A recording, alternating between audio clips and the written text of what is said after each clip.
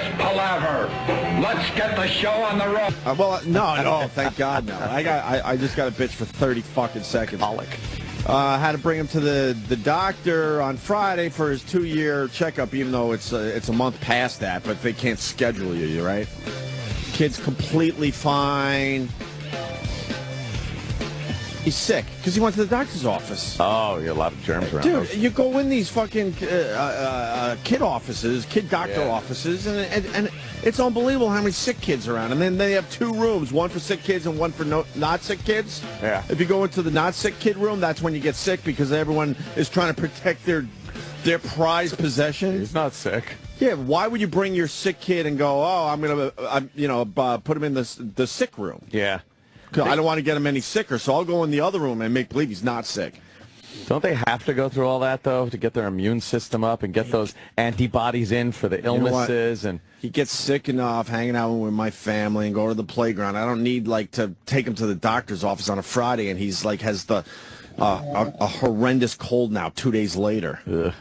Just so they could go, yeah, everything's fine. Yeah. So I was up off and on all night, but I'll be good. I'll be good, I promise. I promise. That's a treat. Huh? Waking up like that. Oh, it's horrible. I mean, I've been lucky. I need wood. My head. Oh. But besides that, I'm good. I'm good. I'm good. I'm good. Welcome to this week. My parents could relate to that shit. It's like, you just take him to the doctor's office. Aren't you avoiding your kid being sick? So why are we going to the doctor's office so many times? Yeah. That usually happens with regular old human grown-up people too. Yeah, you go to the doctor's office or you visit someone in the hospital. Yeah, it's like I'm gonna get sick. Oh God, when I have to visit someone in the hospital, oh my, I'm like, well, all right, what am I getting by the time I'm out of here? That's when I look at the Chinese people and think I think they got the right idea with those masks. The Japanese people, look at me, Chinese, Japanese, what? What is that better? Well, they're all the same. They're all the same. This is a good joke. Rickles. Yeah. We'll get into Rickles in a second. I'm Japanese. Are you Chinese or I'm Japanese. No, I'm Chinese. What is that better? I think there would be a nice little business to have your doctors come to your house like the old days. The old house call. I'm serious. You ever get a house call? Make the rounds. Were you around during the time of the house call? Oh God, no. When did that end, you think? I don't know. I remember a house call once. You had a doctor come to your house? Yeah, Dr. Fuchs. Dr. Fuchs? Dr. Fuchs. What did Dr. Fuchs do? Exactly. That's exactly How did he spell it? I thought when it was F-U-C-H-S? It was her. It was my pediatrician. It was really? Her. And she would. What was her first name? I don't know. Anita? She was like, I honestly think she was banging your dad? Like running from the Nazis. Oh, sorry. No, running from the Nazis. What? She was some older fucking German woman. And she came to your house? Yeah, it was house calls back in like the like 67, 68. Did she squeeze your testicles? I was a little tater tot. No. No squeezing of the testicles? Just put a thermometer under your tongue, never up the ass. And, give you a little medicine. She came in with a little doctor bag and stethoscope and stuff. Nice. You were sick at home. I feel like with 1928. Yeah. This one you should have kept to yourself. I know people are understanding that we're a bit older, but Dr. Fuchs. I don't remember a house call. It was Dr. Fuchs. I promise you that. It must have been a deal your dad was making. He might have bartered some shit. Nah, I don't think so. No? I think the doctors used to do that in even the late 60s. Yeah. You could do them in Canada. When I was up there last year, my girlfriend was sick, and we had a doctor come to the hotel. You can get house calls. I would love that. Do that. It's much easier. Any doctor is preferably really sexy with a nice bust line. If you want to come to my house. I bet they stopped it. I bet they stopped it because of some litigation. It's probably like, well, if they come to your house, then it's not if something happens. No, I know what it is. Yeah. They want to shove as many patients in a day as possible because they make so much more money. So why would they waste their time going and traveling from house to house? Well, That's the house calls are usually after hours, too, which is a weird thing. Oh, really? You call up the doctor, and they come over at like 8 at night. Really? Oh, it was like a Little House on the Prairie. With one button undone? No, not Dr. Fuchs. No, you didn't want to see Dr. Dr. Fuchs was an old Nazi woman. Yeah. That's all I know. Whatever. So he's now has a fucking cold because he went to the doctor. I know that's the reason too. He was completely fucking fine. Not even close to a sniffle. Frustrating. Wait, is that what happened when you were a kid? The Nazi doctor? That's probably what it was. Oh. Anthony would be... You're sick because of Jews, Anthony. The Jews made you sick. I will fix you up. You think she was whispering in his ear? Of course she was. Yeah. And she started him down this road. Yes, the lady who made him feel better was a Yes. Nazi. That we get to enjoy to this day. Remember who made you feel better. I will fix you. I will fix you up. And I want to say one more thing. Yeah. I was just I telling you hope guys. more than one. We got a long show. Oh, fuck that. I'm going to throw out my Just one more thing, and that's it. I'm going to throw out my shit in the next half hour, and I'm just going to sit back and relax. I'm going to coast. I'm going to coast today. Today's my day to coast. Coast. We always bitch about customer service, but lately we kind of like what? The Apple Store is amazing. The App Store's always good, yeah. And after that, B&H is amazing. Boy. And then after that, I couldn't tell you. Until this fucking weekend. I went to Yankee Stadium. I haven't been to Yankee Stadium in a while. Maybe a year. I think it's about a year. Yeah. Their customer service is beyond amazing, and I have to say it. Yeah. I got primo seats for the Subway Series. I want to thank a certain individual that's a huge fan of the show but doesn't want to be mentioned by name. Oh. But I was treated like a fucking rock star. But from the time I got to Yankee Stadium all the way to where I was sitting and all the way back out to my car to drive home, every single person that worked at Yankee Stadium couldn't be nicer. Yeah. And I have to say this because we bitch all the time how people out there suck at their jobs and customer service sucks. Service with a smile the entire fucking time. And Jimmy said, was it because you were sitting in kind of a VIP area? No, because I had to get to my seats. Right. And when I pulled in for parking, I had a couple questions, and they couldn't have been nicer. When I was walking in, they're like, enjoy the game, enjoy the game. That's all I kept hearing from all over the place. I kept turning my head. Enjoy the game. And then we got some concessions before we got to our area, and they couldn't have been nicer. It was unbelievable. I don't know. Somebody actually said something way up top. Really? Like if we catch you not being pleasant, we're going to fire you. It's obvious. Wow, really? Because they were going so out of their way. A lot of times, I wasn't looking at these people, and I heard their voices coming at me like, have a nice night, get home safely, all this shit. Maybe because they're not exactly tearing things up this season. The Yankees? Yeah, it's like, we got to keep people coming back. They're doing all right, though. They're in it. Yeah. They're right there. But I have to say it because usually, you go to a sporting event or something, it's just like, ugh. Oh, I know. You're just treated like one of the masses. Oh, yeah, they're just pushing you through Cattle. like cattle, Yeah. But maybe this has been going on a while. That's how out of touch I am. I don't go to a lot of baseball games anymore. I haven't been to one game this year. Maybe one a year, and I just noticed that and just wanted to mention it. So whoever fucking, is doing that up there, I certainly appreciate it. Whipping them into shape. I certainly appreciate it. Nice. How much are tickets now? I haven't been in a while either, but I would go. I don't know. Like, do you know in general, Sam?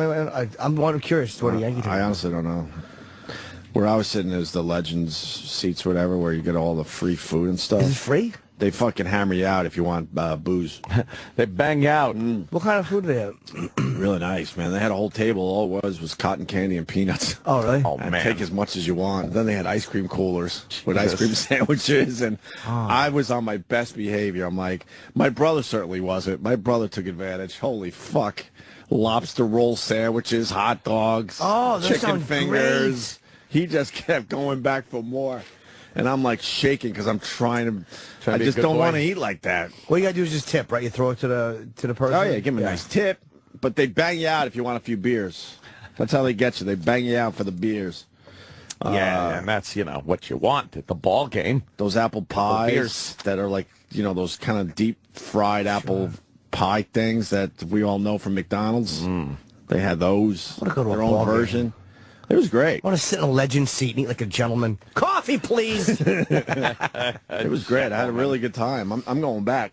I still haven't been to the new Mets Stadium, Citi Field. Citi Field. I've been to the new Yankee Stadium twice now. Tickets where I was sitting are what?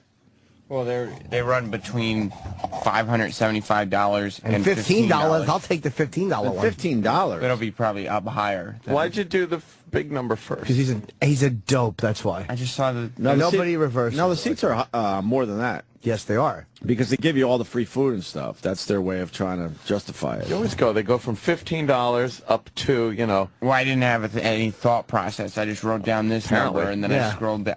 Did we get the Since message you started across? here. No, I thought it was $1,500. No, I think You did not. I did. Yeah, so did You I. thought the lowest price, the lowest ticket in the stadium was $575? Oh, not in the stadium, in the Legends area. Oh. Yeah, we were going for Legends area. Very confusing. I think the tickets are more than $575. I They really start do. at $575. No, Okay. see, Sam has just butchered this. Yeah, no, I'm I- tired. Go to break. And you can add. Now I'm just Start over. confused. Yeah, let's get the music going. This is terrible. I think it's outrageous. I think it's over 1,000 for some of those seats. I think you're right. Some of them are.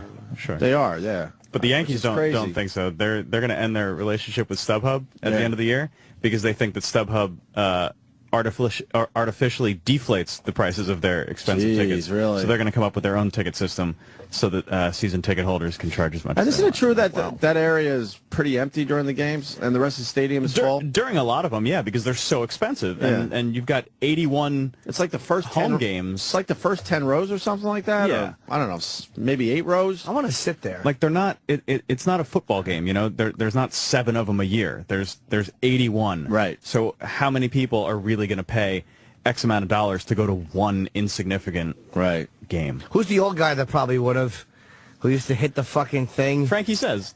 Oh, I was so happy. Pan guy.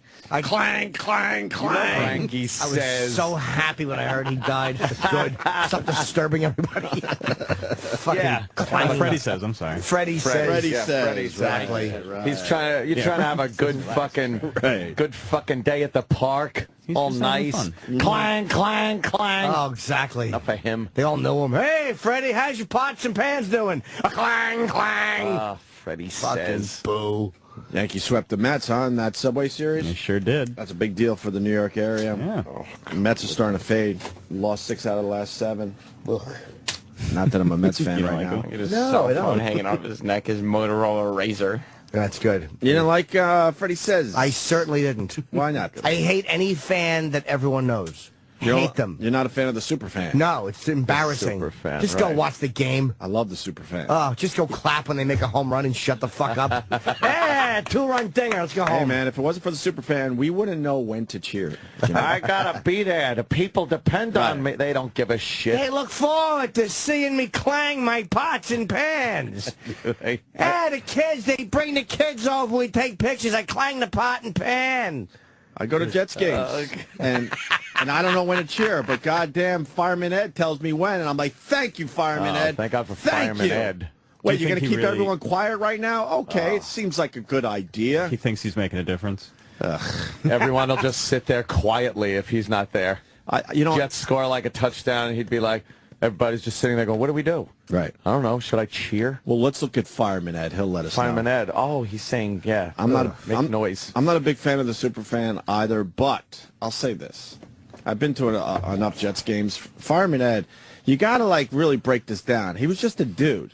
And somewhere along the line, how did it get to a point where the entire stadium will actually shut their fucking mouths until he says it's time to, get something going? I don't know. Look, how do you build that? A certain amount of blame has to be placed on the Jets. Well, no, the Jets because, eventually, decided to acknowledge him, and they put him on the scoreboard. yeah, He had to be Yeah, there. but how did he get once. to that Exactly, point? yeah. Is what happened? Who saw him and said, "Hey, that guy is pretty good"? he obviously was a nuisance in his area for many years. Do you think he was reported a lot? Like, this guy just won't shut up. As he would get on his brother-in-law's shoulders, Yeah. is it, or I think it's his brother-in-law Someone's shoulders, and so he was a nuisance at first. That guy's got to hate being who he is. Yeah. Well, you see, he's just the guy he that loves has to carry Fireman Ed on his shoulders. Oh yeah. He's always cropped out of pictures. Yeah, look, we just Google imaged Fireman Ed, and you could see the top of a bald head. That's it. Yep. That's the guy. He's the guy that's That been is left propping out. him up for His years. back smells like Ed's asshole. God. I'm tired of it. He's the Virgil of the Jets. Because there are super fans trying to do this at every game, and they're failing miserably. But somewhere along the line, Fireman Ed fucking got some momentum going. How did it happen? The kids love me. You know, they come up. I always bang the pots and pans. One little fella, he wanted to hold the pan for the picture. I said, sure, hold the pan, little guy. Go ahead, bang it. And he was missing. He said, go ahead and clang it together. You know, I teach him how to clang the pots and pans because I'm not going to be here forever. Hey, uncomfortable laughter. We're going to have a stadium full of Freddie Says. Freddie Says? Yeah. No, Everyone yelling Freddie Says and hitting their pots and pans. That should be Bobo's new job. Become a super fan for the Mets. He already thinks he's... Yeah, but he should hit a fucking pot with a stick of old dynamite. That's fucking dripping. Old sweating dynamite, yeah. Nice. He'd be able to get in the games for free. That's Freddie never paid for a game. Wow, Didn't he? really? Yeah, they just let him in. As of when, though? Probably like... For a long time. How many years was he going? I don't know how many years he was going, since, but like, he was going for a long 2008. time. But then when Even the World Series and everything. yeah, but Did they give him a seat, though, or they say you can come in and just wander around? He just wandered around. And then I remember reading something about when the new stadium opened, like they weren't going to let him in. Good. And then there was this big fan uproar. Why? Oh, Because God. the fans love Freddie Says. No, they don't. He's all loud. Hey, you know, a bunch of guys are calling saying that Fireman Ed is a phony. He started out as a Miami fan. Uh-oh. He's not even born and bred. Oh, Jets. Let me Oh, say hi boy. to Tommy in Chicago. Tommy. What's going on, guys? Norton's going to be Hey, up there what's soon in going on? Chicago. Yes. Hey, we used to Or have just one. He talk. actually died a couple Oh, I years have an ago. actual... This human guy's a load of crap. What, Tommy? We used to have a guy for the Cubs. He died a couple years ago. His name was Ronnie Woo Woo. Tommy, that's not why I took your call. woo-woo. Are you saying that, who fucked up on the lines? Because now they changed what this guy wanted to talk about. Someone's trying to cover their tracks. Someone's trying to cover their tracks, E-Rock. Who is it? That would be one of our interns, Connor. Connor. All right, throw him in the ocean. So a kid that's like barely 18 or 19 comes off the street, and within a week he's now screening calls for a great radio show. And this one as well. That seems fun. Why don't we have a phone screener today? Because the interns are the phone screeners now. Oh. When did that happen? As soon as What they was gave I us supposed to interns talk back. about? What's this guy talking All about? right, what's Ronnie Woo Woo? Let's hear Ronnie Are they Woo Woo. Maybe it's a qualified good to story. screen phone calls Yeah, they do after the a job. week or two on the gig? Supervised important. phone calls. Pretty important, though. They got to know, what's a good call, what we want to talk about, Thank what's you. topical for what we're talking about. They can't just throw people through willy-nilly. Thank you. We only What take was a I certain amount of supposed to calls talk every about? day. Yes. They're not a secretary. What, Tommy? Phone What screener. was I supposed to talk about? I can make some shit up.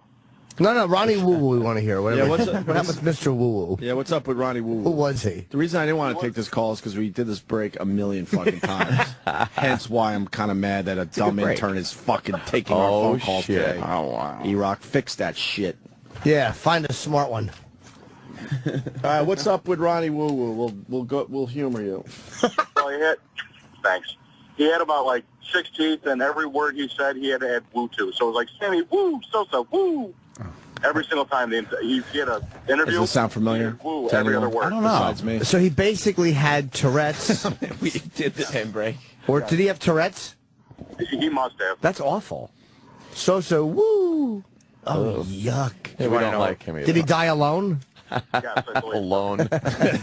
Funny. My heart. Woo. Woo. When you smell his rotting teeth? Who's rotting teeth? Ronnie Woo Woo, when he was alive. If he's dead, I don't even care. Did the guy say he's dead? He didn't acknowledge it. Oh. Did you want to know about Fireman Ed and his Dolphins history? Well, yeah, there's another guy calling about Okay. that. All right, thank you, Ronnie. Thank oh, you. sorry. Didn't I? Yeah, Ryan in the Bronx. What?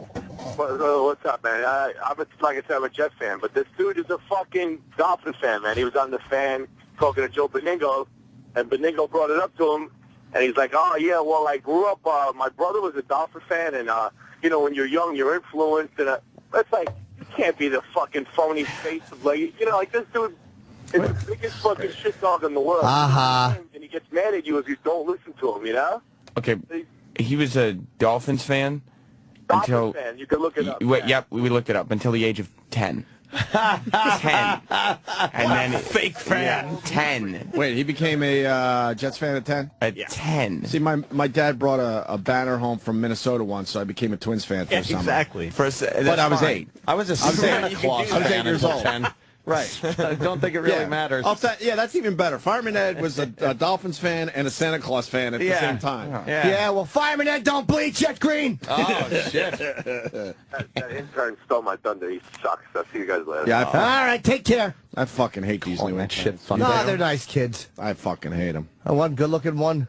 I haven't The even. good-looking one has a weird thing going on, though. What? What, you want to save it for your fucking show?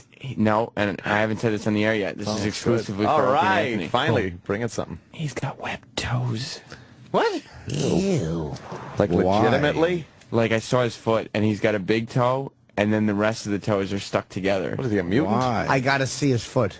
Why So wouldn't weird. Why wouldn't you cut that shit? I don't know. That's what I said. Although, man, imagine having that when you're in a pool. It could be very helpful. I think it Yes, might everybody's fleeing in horror. Do you want to see his water world? Yes, I want to see. Get. Does he have gills behind his ears? That's what I asked. Yeah, okay. Are we allowed to see his toes, or? I think Yeah, Eric you has are. to be in here. Oh, we're allowed to. You Yeah, sure? I have to be in As there. long as Yeah. Travis isn't here. E-Rock has to be in here when the interns come in. No, he doesn't. You're wrong. Who said the E-Rock has to be in the room?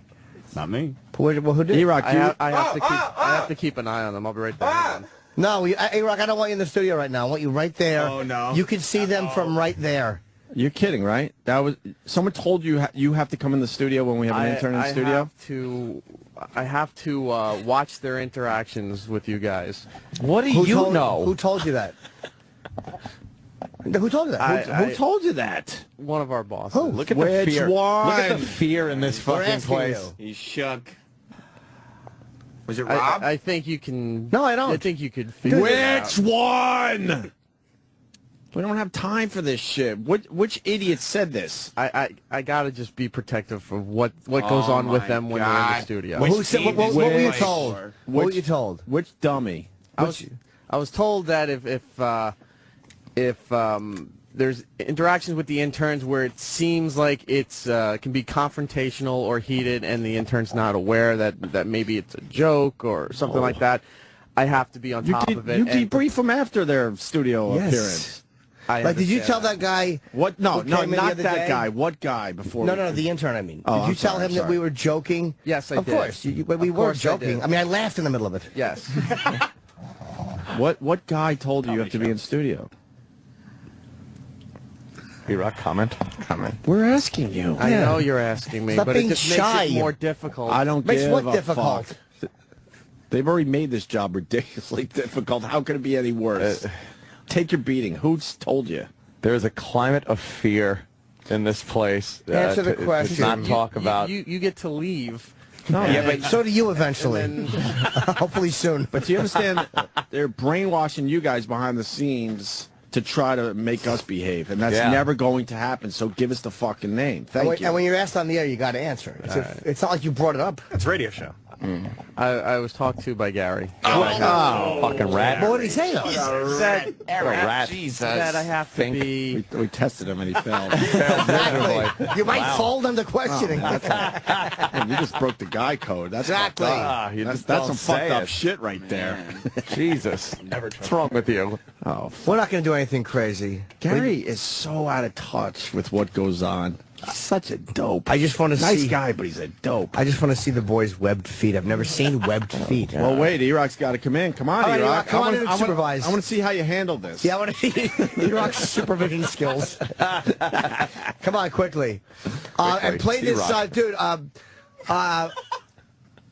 Oh, Sal's there. Okay, Oh, good. They got someone covering the board. All right, that makes sense. Sal. Yeah, dude, Sal. I always think that now. Come on, E-Rock, hurry up. The bit's over. Oh, there he is. He took too long to get here. Nobody So wants wait. to see his webbed feet anymore. So you think you're going to catch Not sure shit? what's that for. Supper? You think you're going to catch shit? Supper man. Supper man. Not to go on an old bit, but you said that about that shit. I know. I so- remember. How about I shit? pull him out of the. I pull him out of the old catalog every so often. You went with stupid, too, right? I don't think I did. Soup? Did you go with stupid? Have we said that I one? think Jimmy went with stupid again. I'm sure you did. At some point. Simpleton? Whether I was wearing the shirt or not. Oh, So, E-Rock, I didn't mean it. Are you going to catch shit now that you've mentioned Gary by name? Well, I have to let him know that an intern is in studio on air, so I have to send an email. And let Right him now? know. Yeah, right now. So what could he possibly do? He's not even awake yet. Wait a minute. Stop asking questions. Look, You're he's actually distracting writing him from his email. writing a text to Gary because we have an intern in studio. You have to send it says intern is in studio right every time there's an intern in studio? I have to let him know that if an intern's going to be part of a segment or something, that he should be aware. Well, how about he just listens to the show, or somebody listens to the show? I thought that too, based on Friday, but How I'm about he supposed to let comes him in know. every day, even though we don't want to see his stupid face and supervise from afar. Yeah. If he's so concerned about this. Ugh. All right, take your clothes off. Okay, I want to see your webbed feet. Don't even joke like that. Is it bad? Wow! Back up a little. Put your foot up on the console. Wow. They look like normal Jesus toes from No, Marty. the middle one. What? The middle one and the Pull them apart. the one next to the big toe is stuck together completely. Oh my God! Sir, how tall are you? Oh my God! Ow, don't pull it apart. I'm 5'7". You can't get your foot up there? I got tight pants on. Oh my Jesus. God! Certainly do. Oh my God! The fucking toes are all webbed and stuff. What kind Hold of? on a so second. handsome. Let me take a picture of your toes. What happened there? Wow, wee! What's that about? I was just born that way.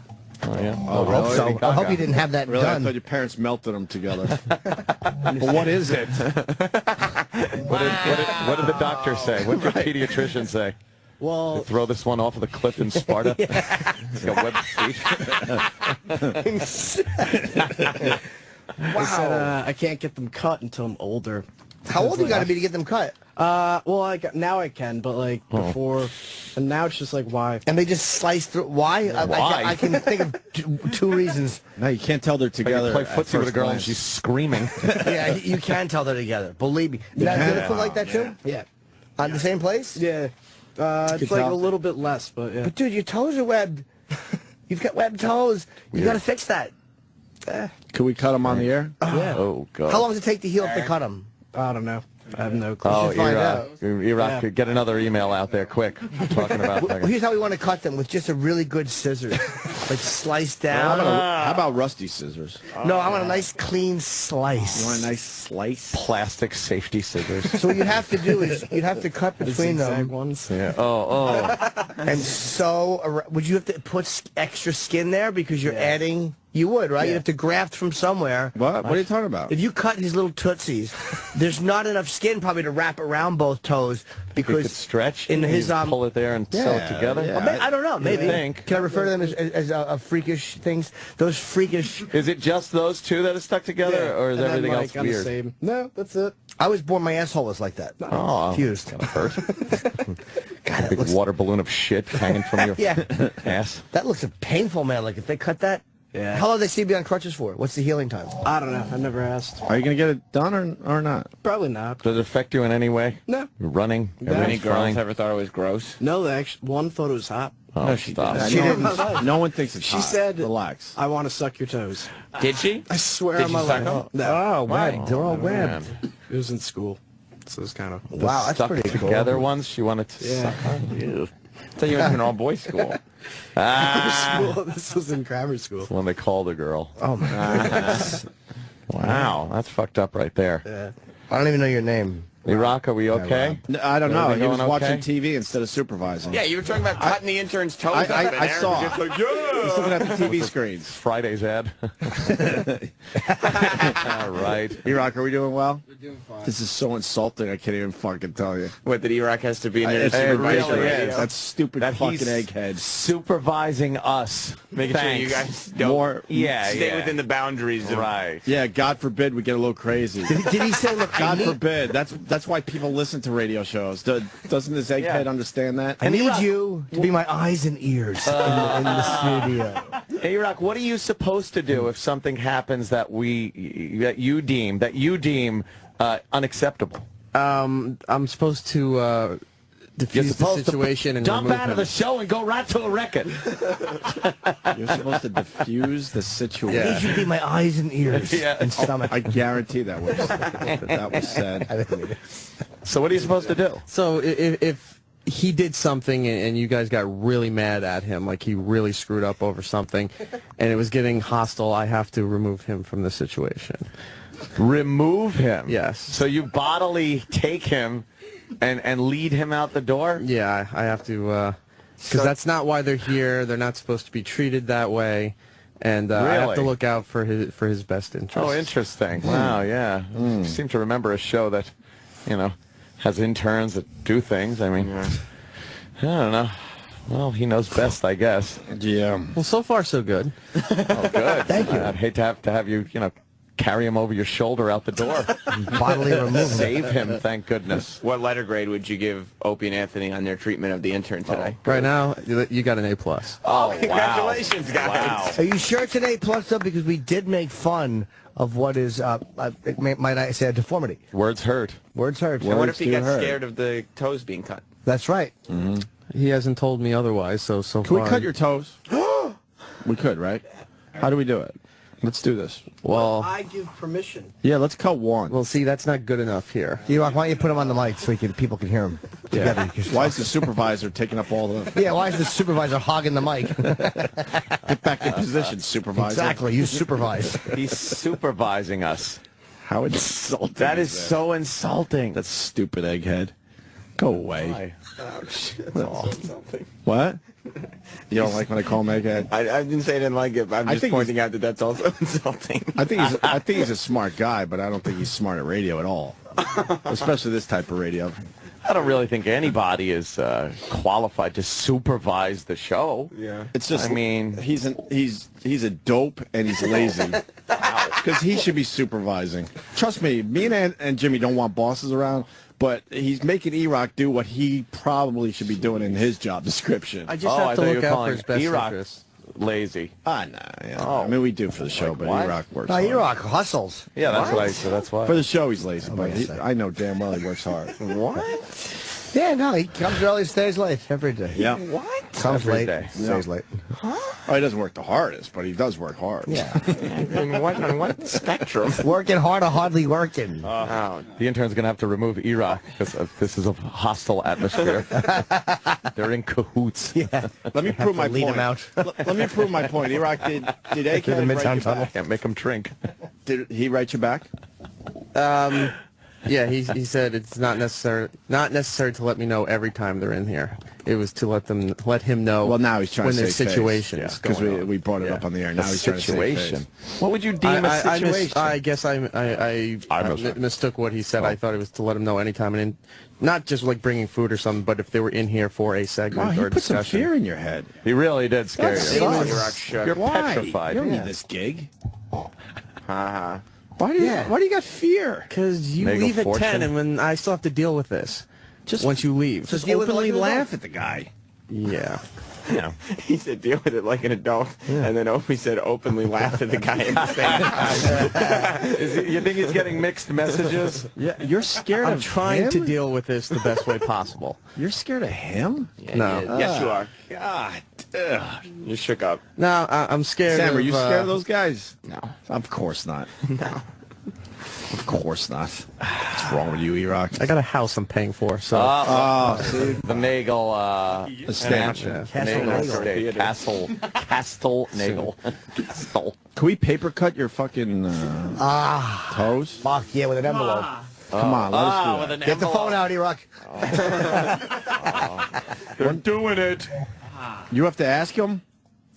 I think You'd we let could, us I think paper we cut- could get that done. What? He said he would let us paper cut in between his toes. That's because he's not looking out for his own best interest. That's why true. E-Rock He is gave here. the okay, so I can check on it. Okay, check with the boss. double check. You want to use a manila envelope. See if we could paper cut his toes separated. Just try to separate him with Paper cuts. a manila envelope. Manila. Manila. Ow, that would hurt really bad. I used to think it was vanilla because I thought it was the color of vanilla. I think there was a time I thought that. I'm just bringing that to the discussion. I don't anymore. I promise you that. You just fucking wrote egghead. No. What'd I'll you see, say? I'll see if it's okay. She says, yeah, I think that's his name. Roland's strolling down the hall. I'm going to ask him. Strolling, rolling. I'll ask him about egghead. He's not scared of egghead. Yeah, he's got a He's got whole what? other world of issues. What's his problems? Roland just is constantly dealing with Nothing. Issues. nonsense. Yeah. Say they said that. Oh wow, Jimmy, I like your picture. Oh yes, I sent out. I didn't see that from my vantage point. Yeah, I sent Yeah, you out got to the fix that shit. interns tootsies. I twittered it. Is that okay that it's been Twittered? Uh-oh. You got oh, two. Man. Oh, no permission. You got two big toes. Yeah. On your foot, basically. Wow. That's impressive. Roland, are you scared of Egghead? Which one? Gary is Egghead. Does he put the fear in your head, too, like he has Z-Rock, obviously? I respect him. God, what do these guys do to you? Rowan is making a dick in the ass motion. You weren't supposed to say that part. No. Oh, sorry. You idiot. No, I'm bad. I have like what Michael J. Fox has. Oh, you shake up a little bit. Yeah, that shit's... I gotcha. You know what happened in that DNA strand that told those toes not to fucking come apart. Oh, what foot? I don't know. And why on both sides? Yeah, it's so weird. It's like one little fucking message that was supposed to be, yeah, and these things are separate. And never got the fucking It just message. didn't. It got distracted. Never got the message. And the separate toes message went somewhere else. Probably somewhere horrible, like his nipples. Probably fucking split in half. Eric, we get an answer back on the paper cut thing? Nothing yet. Nothing yet. So let's do it then. Oh. Eric, this is going to be your call. Ow! I can't even imagine how much that hurts. Handsome Rob? Jesus. You want to do I this? saw it on Jackass. And then we got to put alcohol on it so it doesn't paper cut. get infected. Oh, he's got I don't know if we're allowed to do that yet. Oh, you hear E-Rock? Did you hear Oh, the supervisor. Supervisor. What they cut on is what they the cut on South Jackass? Tongue, the corner of the mouth. it's like it's killing me just thinking about this. The corner of the mouth, and the webbing between your fingers. See, that's all we're doing here today. I literally have goosebumps thinking about that. It's so You do remember we used to painful. shove cell phones, big ones, because they were big back then, up girls' pussies, right? That's right. This is around And Wall now we're- Street time. That phone. And now we're sitting around waiting to see if we could paper cut a guy. Eric just got an email. Let's see. I love doing this to show how pathetic this whole fucking business has become. Go ahead, E-Rock. What does it With say? a very Rock? predictable answer. Well, my question was answered with a question. Of course, it was non-committal. What was the question? I wasn't given permission nor told I wasn't allowed to. Or denied, you said. But that too. What do I think? Do you think this is a good idea? What do you think? They put it on you? This isn't your show. So yes, you work here's your for answer. this show. Yeah. Sure I do. Supervisor. It's a paper cut. Sure I do. Semicolon. It's a paper cut. And write Egghead in there somewhere. You're going to get Eric confused because he's going to be scared of you, too. E-Rock, I demand you put Egghead in your response. I demand. Where are you going to put it? It's got to be in a good spot. Sent from. Yes, sure I do. Semicolon. It's a paper cut. It's a paper cut, comma. Reference him as Egghead in your response. Yeah. Don't send yet. Here he goes. What is that, a BlackBerry? Ew. What are you doing? Writing it in their language. But why in a fucking BlackBerry? You're writing it in what Because this language? is the only way I can get my corporate email. Who wants it? You're right. That's not true anymore, by the way. That's right. Well, I don't have that permission, so Oh. this is what I got. They sent me. I wonder how many corporate emails are to my fucking Sirius XM Oh address. my I've God. never checked it. Never. I've never checked it either. Truly, there's no reason to. Yeah, it's like, let's see what's going on in all the departments. Great. Hey, it looks like the 40s channel is having a horn contest. Yeah, really? Oh, fuck you. Oh, this was supposed to be something great. I want to be involved It was in that. supposed to be something great. What's the email say? Sorry, can't help it. Oh, did Jimmy just blast one out? I can't help it. I was waiting for this email to be sent. That's Nailed. my overeager button. Nailed E-Rock really badly. E-Rock, your email back to Egghead. It says, I believe, comma, with intern's permission, comma, it would not be a big deal. Egghead. Did you put a comma before I Egghead? put in parentheses as commanded to insert by Opie. Oh. No, That's not you writing it then. You didn't send this yet, right? No, I did All not right, send this. take the Opie part out. Okay. Take the parentheses part out. He'll know. Parentheses. Oh, boy. Oh, God. And it's obvious you're just throwing it in there. I want it to be part of the flow of your response. Yeah. In conclusion, egghead. Something like that. Furthermore, egghead. Fucking rolling. What's rolling laughing at? Okay. And sent. Oh, it's sent. Well, how did you end up using egghead? To end the email. It just says, I believe with the intern's permission, it would not be a big deal, egghead. Now send it. Let's get this moving. God, I hope he gets fired over this. Insubordination, blatant. That's so disrespectful. That'd It be is. hilarious. It really Refer is. to show audio from today. Oh, wow. They're that's not true. your, masters. Yeah, we're not your fucking... Suggest things. Yeah, You really, gotta man. You got It's like you're not running this you show. got your own mind, man. We're not the boss of 40 you. years old. You can make your own decision. He has 40, years right? old. I thought you're not. No. Oh, next year. That's No. my mistake. Next year you can be 40. Fuck, we got to throw a big 7 party more for you. years. Big house and everything. Yeah, nice big Before house. 40? Wow. Outdoor movie theater. That's pretty good. Millennium Falcon Legos. I like how that was third on your list of huge things. So now we're down to whether or not we can paper cut people Yeah. on this show. That's terrific. Yeah. Do you want some home run calls from the Yankee game? Yeah. Oh, I do. Yeah. Well, You're cool with a paper cut, sir? He'll do it. No problem. Who knows how to paper Down for cut? anything. Don't you just gotta like swipe it up? What if he does it to himself? I think it would I be don't wanna hard do to it to paper cut myself. yourself. he would be doing it under duress. All right, we'll figure out how we're doing the paper cut thing. Let me know when Egghead fucking responds to your response. Oh, wow. That just seems painful. Ew, some guy twittered a picture of your toes. Some guy twittered a picture of all 5 of his horrible feet webbed. All of them, huh, Jim? Oh, my God. Damn. His toes look like Vicky LaMotta, the fucking after Jake beat her. I guess I need to explain when. Yeah. When else would they have? Well, are we through? I don't know. E-Rock, are we okay? Oh, you just got an answer? Oh, shit. Sorry. Well, we don't cause injury to interns, even minor things like this. Oh, We- so we now don't. he's It's just we shit. So, that Yeah, would- who's this we I'm taking shit, that as a dickhead? no. he sucks. God, go away. Oh, boy. Please. We don't. That'll be part of the negotiations. We I do. guarantee you. Is that right? Yes. We Egghead do. needs to go if we continue. Wow. Fuck him. Piece of shit. Stupid paper cut, you idiot. Go program a dumb who gives a fuck music channel. It could get infected. Can you imagine? And We're down to not allowing paper cuts. paper cut. That's people- assault, brother. Huh? That's assault, brother. E-Rock, name 5 things we used to do on the show that go way beyond paper cuts, please. Care. Yeah.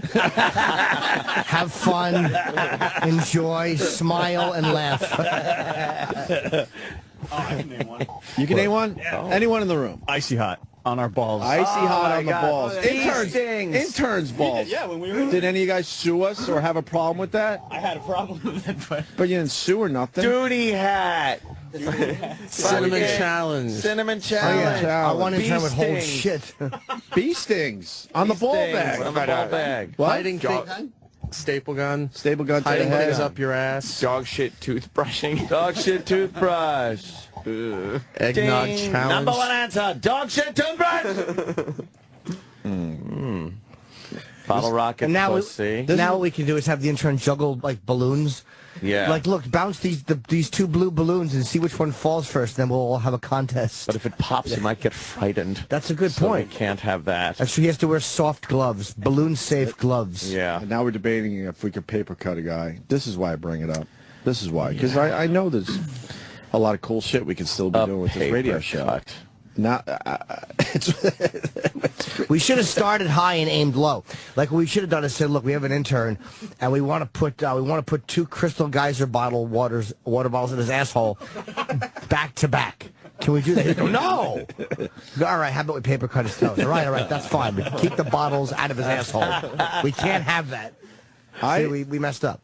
I truly believe a mere 5 years ago, Not only would we have done this without asking permission, we would have taken a chisel and a hammer. Yeah, and just like fucking bang, bang, One and big split that bang. shit. Split that shit. Yep. You would have been yelling for Mars. Mars, do you have a hacksaw? Got a hacksaw, or not even. Don't use anything. Just tear them apart like you're putting you're ripping a chicken wing off of a chicken.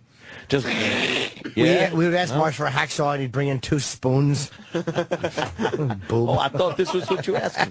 Danny? I don't know if it was mentioned yet. It might have been when I was walking down, but do you remember when Pat Duffy took a staple gun about a half-inch into his forehead? Yeah. All right. That happened. That's a biggie. Do you respect Egghead? So far, Sam has said no. I didn't say no. I said I wasn't look scared. at the fear. Look at the fear. You don't respect him. Well, he's You respect what he's done in this business? You've done more. It's like Heinrich Himmler walking you, around. crazy? He's scaring everybody. I'm not scared of him. Easy. Yeah. I didn't say I didn't respect him. That's a little bit. That's like personally insulting him. I don't want to insult the guy, but I would like it to be on the record. I'm not scared of. But for the radio show, you're allowed to say whatever you want. Right. What a set of balls. Yeah, look, I'm not saying that, but I'm not scared of him. But look, I'm not saying that. Well, I don't want to Out of fear. insult a human being. That's just rude. You would insult him. My entire career, I've said to these idiots, "Oh man, that was just for the air." Yeah. That's just a little thing. Just the yeah, guys. little thing for the air. The guys need me to get edgy. And then every one of these dopes, okay. Okay. I'm like, it was that easy? They haven't figured out that the honest part is the air part and the lying part is off the air. Of course. Isn't that what you tell Eric?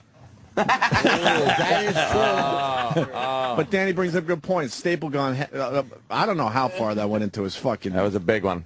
temple. It was bad enough where, there was It was hospital stuck. visits. Remember, we couldn't get it out. Yeah, dude. that was, Man, that's right. It was in the bone. I mean, look, I was psyched about it. in hindsight, yeah, we probably shouldn't have done that.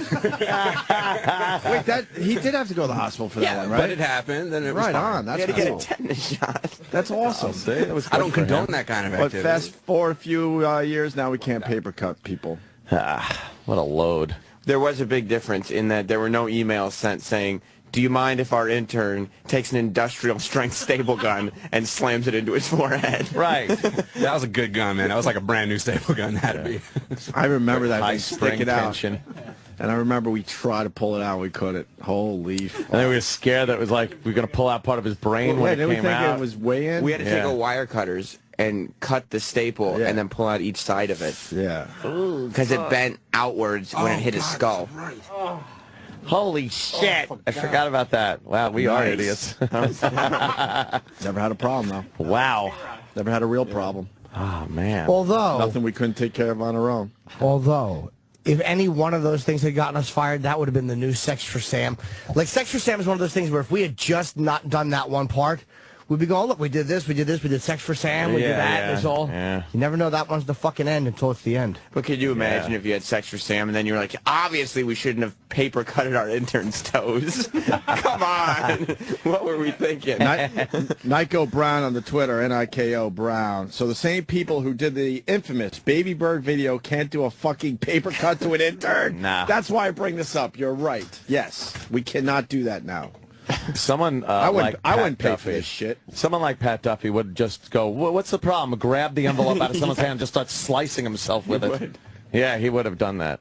But, then again, he didn't have E-Rock there to probably pounce on him. Drop the envelope, drop it! E-Rock, more like cock block. The supervisor. Damn. E-Rock sees himself running this place someday. Supervisor. He has his eyes on the fucking boss's chair. Oh, yeah. Fucking narc. You want to be a boss, huh? Oh, he's shaking his head. I ain't no suit. Go ahead, tell us how you're not a suit. Do they make WWE ties?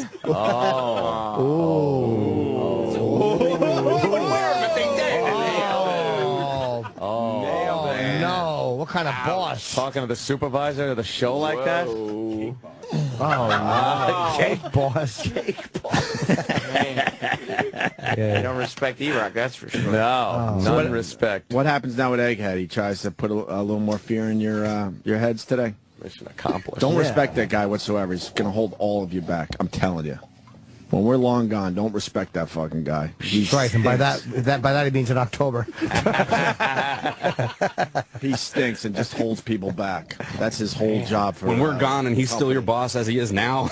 Yes. God, that's so sad that he would be. E-Rock has his eye on the boss's chair. Yeah, He's like, I'm going to break that someday.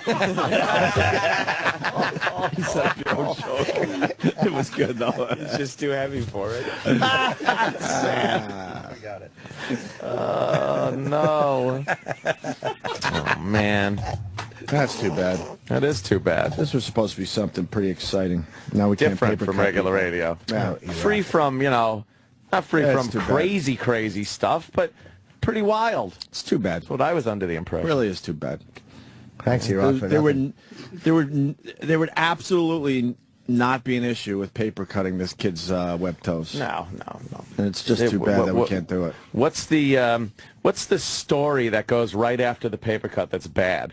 What is he imagining happens right after that paper cut? He's like a freak of nature, and his femoral artery goes right down into his toes. Right through the toes, and he just fucking bleeds out on the floor because of a paper cut. Okay, that could happen. His lifeblood he loses through his toes. Yes. Like his life begins and ends with those fucking web disasters. Although funny, Danny, that's exactly how they think. What's that? I'm sorry. I said, although funny, that's exactly how they think. Hey, well, there's if there's a 0.0001 chance of that happening, that's the part that they're concerned about. Yeah. If I can't even enjoy my egg whites now because they look like your toes. They really fucking bother me. All right, we'll break and figure out the paper cut thing. Got some home run calls for the people out there. Is the new boss okay with what we did so far? So far, so good. All right. I'm eating. Mr. Big Crazy. Mr. Big Shot. Wunderbar. Do anything exciting? No, just relax. Yeah. Fucking relaxed. Nothing wrong with relaxing. I know. Just relaxed.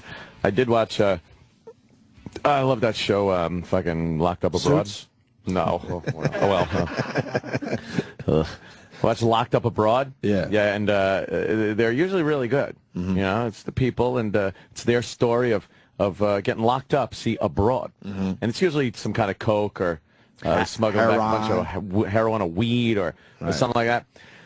Last time I watched, it sounded interesting. This guy is a male nurse, and he tends to be gay, and he needs some money, so he sees an ad. It's like, be a nurse here at this hospital in Saudi Arabia. Whoa. And make some cash. And he's like, all right, I'll do that. And then he reads the rules, and it's like, gay in Saudi Arabia, punishable by execution. So he's like, what do I do? And then he's thinking, I'll just be celibate for like a year that I'm there. And, well, that didn't last very long. That guy needed the cock.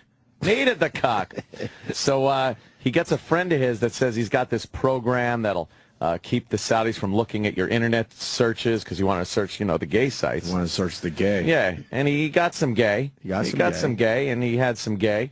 And then... how was the gay?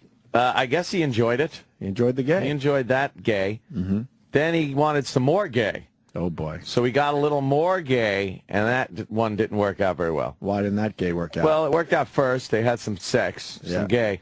And then he got a text from the guy like a couple of months later saying, meet me at the coffee shop. And it's like, could you get alcohol? Because alcohol also in Saudi Arabia. No. What is wrong with this guy? So the guy just said, he goes, I'll meet you at the coffee shop. Didn't say yes or anything like that. He goes, I'll meet you. But he put a little X, like kiss thing. And as he's walking to the coffee shop, the Saudi religious police that roam around. They have religious police? Yeah, there's virtue police over there. And they grabbed the guy and fucking threw him beating and dragged him off to jail. But wow. And then they drag him into this room, and they give him this piece of paper that's written all in Arabic and tell him to sign it. He says no. That didn't last long. Boy, whenever they tell you to sign something, you're like, no. You might as well sign It's like it. 5 minutes later, they're just signing away anything. Whatever you need. Was he an American? No, he's a Brit. Okay. Well, you're signing away with a swollen eye. Yeah, big swollen eye. Your fucking testicles are huge. Your hands all bruised, but you're still able to sign. Yeah. But then they come up to him and go, well, you can go home now. And he gets out, and he goes back to his hotel room or his little compound, wherever he's staying in Saudi Arabia. But he wants to get out really bad because he's not sure why they even let him out. He signed what he thought was a confession for being the gay, and it's punishable by execution. So he's like, I don't know what the hell's going on. I got to get out of here. But then Saudi Arabia also, they take your passport when you get there, and you need permission to leave. You can't just leave Saudi Arabia. You got to say, and you got to go through the police to make sure you don't have a record, that you haven't been arrested for something and you're trying to flee.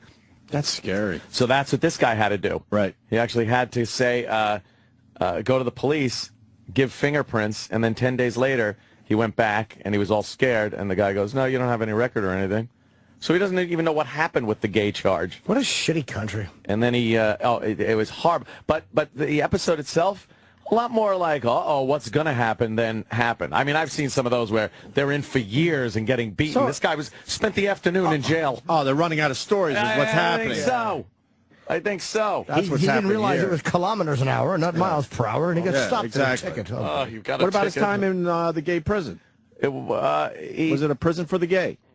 No, it was just a Saudi jail, and they put him in there, and nothing happened to him in there? No. How long was he in jail? Wow, this not long at all. Oh God, the show has jumped the shark. Huh? I think what they did, though, they did this story to show how fucked up Saudi Arabia is with gays.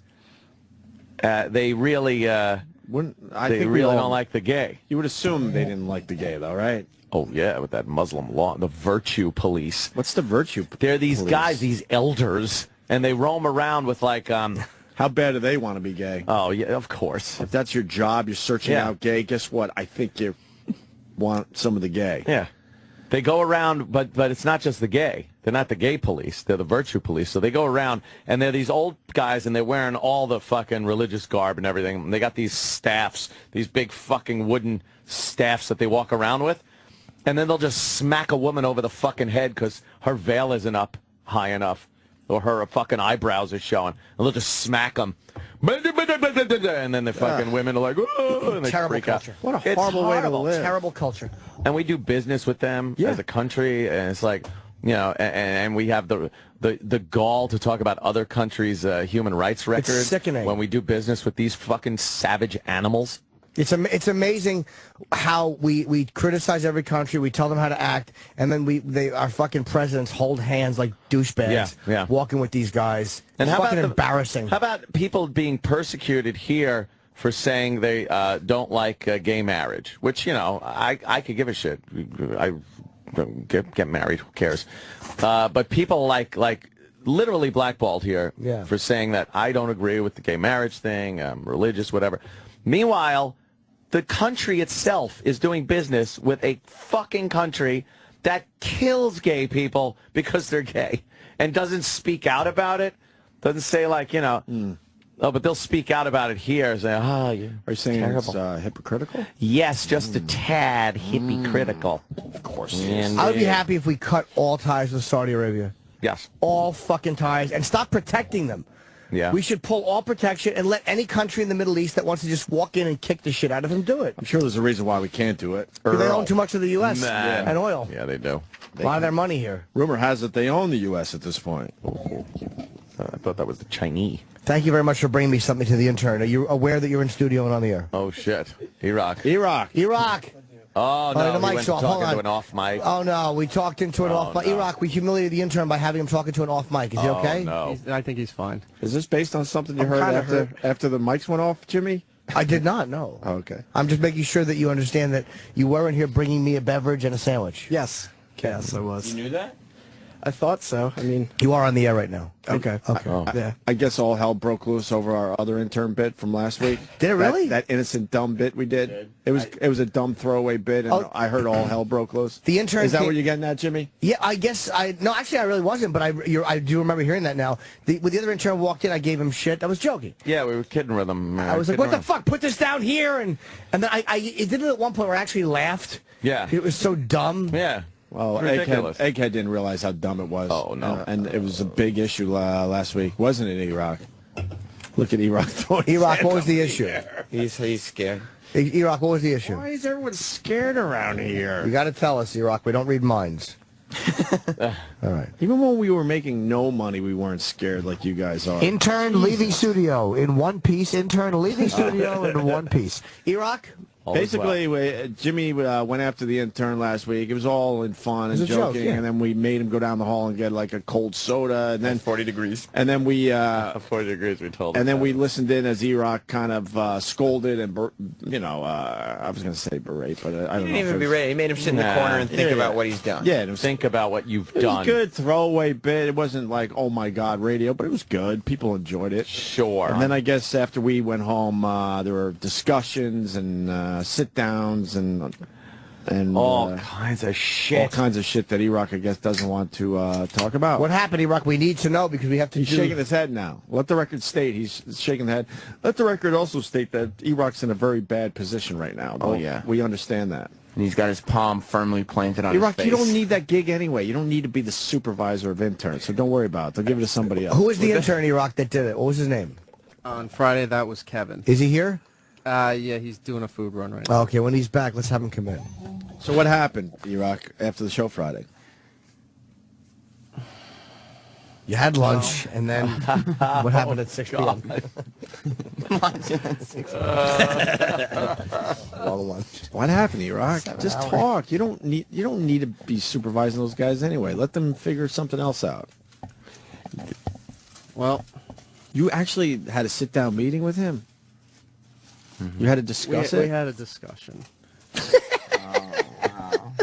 With a discussion. What was the discussion about? Now let the record state that Anthony's shaking his head wildly. I'm stunned. It's unbelievable. It was a dumb throwaway bit. Just fucking around. It was whatever. Just fucking around. You had to sit in an office with him and talk about it? Unbelievable. What was the discussion about? We're asking you, so you have to say. We're your bosses too, believe it or not. We discussed the segment in which the intern was sternly talked to and then maybe reprimanded afterwards for his actions in studio. Yeah, it was all a bit, which the intern was aware of immediately after the bit was concluded. Yeah. So what's the problem? But on the air, it doesn't sound like that. Well, it's not. That's the beauty of the bit on the air. Yeah, it's called. That's why it's a bit. You're supposed to explain it first. Right. And when Anthony does an impression, should we say, "No, this is not really Ronald Reagan in the room"? Hello. Shit, Ronald Reagan was just in here. I know. Right? This is the same dope, by the way. I want to remind the audience that said, "Good news, guys! You could do the homeless shopping spree, but we're going to tell them all you're coming." And they have to sign Not a waiver. understanding what the whole bit was about. Yeah, they want the mall to sign a waiver, releasing this company and probably indemnifying them. Right. Indemnify us. Good news. As long as we tell them and they sign all the legal documents, and we have to adhere to the rules of the mall. And I rolled my eyes, and I remember, like it was yesterday, I said, "You're an idiot." I actually liked some of the workarounds that they had. The empty warehouse? We could just set up a warehouse and put like things that they could just pick up. It was a Costco. A Costco. Right. Go to Costco before it opens. And that wasn't his idea, to be fair. That was another. It was one of Howard Stern's lackeys. Oh. Was it? I'm all in today. Fuck it. Ask me anything. What do you mean I'll one of his fucking give you lackeys? Opinions all day long. He was just kind of. Who was it? What'd you say? It's a guy that's best friends with Howard and also has to work with us, so it's a conflict of interest. Now let me ask you. Here's what I think is going on behind the scenes.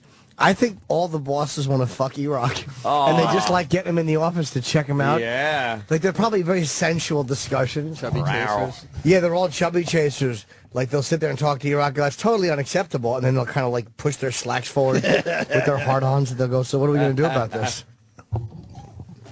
No, just a thought. Just a thought.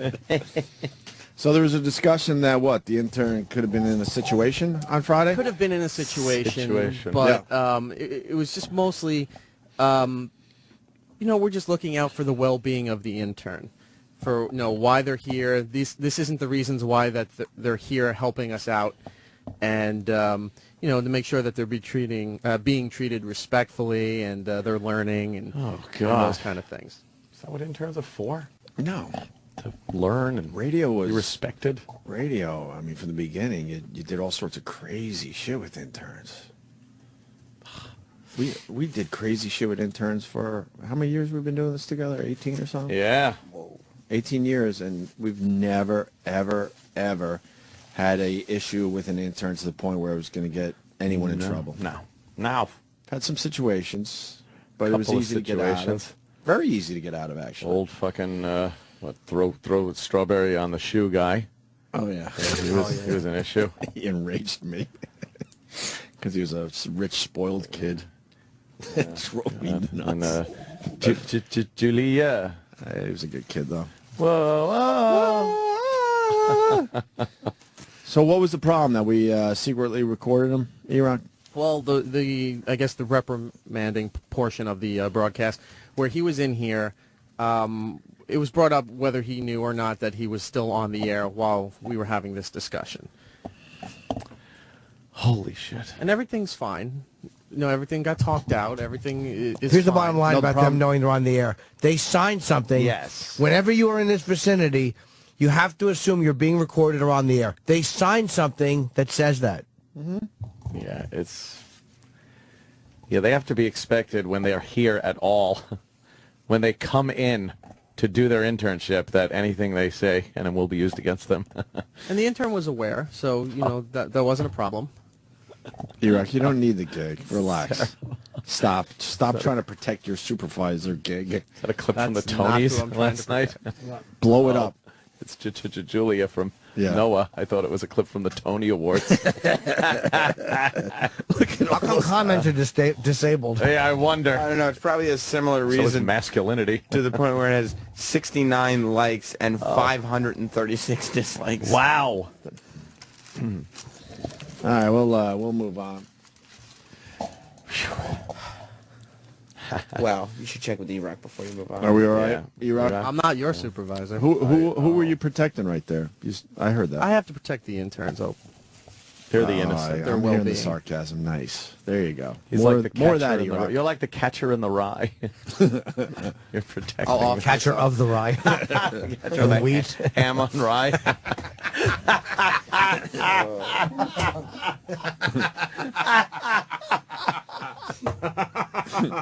Oh, is that funny? The catcher of the ham and Swiss on rye. Jesus. So what do you guys think of Madonna's tit? You see that? Yeah, it does reek of desperation. Goes back to our point. This was so yesterday / Saturday night, I believe, and Yeah. it's in today's paper. God, Yeah, the papers yeah. are way behind. What, Madonna flashed her titty there? She did a little tit flash. Is this the video that Istanbul, we're watching Turkey. here? Istanbul. They should have fucking arrested her. What's she doing? The audio's horrible, so we'll just lower that. She's like taking her top She's off. She's in a little 53. bra thing. She's doing a little Madonna dance. I have a problem with those arms. Those arms are way too manly. When she teases that she's going to pull her bra down, and then there she goes. Ew. Oh, no. She showed a nipple. There she goes. There's her nipple. It's not bad. No, No, it's it fine, is. but who cares about it? It's not bad. You can see her twat in the old Playboy or Penthouse, Yeah, right? that's true. That big, huge, over-the-top hairy bush of hers. Oh, my God. It's not bad. And she's not, I mean, she's done this her whole career to get people talking. It's amazing that And her last album is not doing too well, so Oh yeah, she's no trying surprise everything. that she's trying to do something it's to get bombing. people talking. Trying everything. Yeah. Trying to make a little news, doing the whole bash Gaga a little bit. Now she's pulling her tit out. Lady Gaga got hit on the head. Oh, is that a great clip? But it proves that she lip syncs her entire show. Did anyone else notice? There wasn't a There was a stop. there was? No, there wasn't. Not the clip I saw. Yep. Oh She shit. doesn't lip sync. I've seen her. She doesn't Let's lip sync. see. She does not. Don't you fucking get on Sam's bad side with Lady Gaga. I forgot. Somebody cracked her over the head with a pole. What's that? That's not a lip sync. I might have to apologize. Let's see. Big, heavy. I mean, she got hit hard.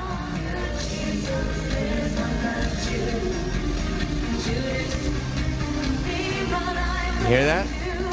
Is the was not saying. How did she go right back to singing? Are you sure she's not singing over a track?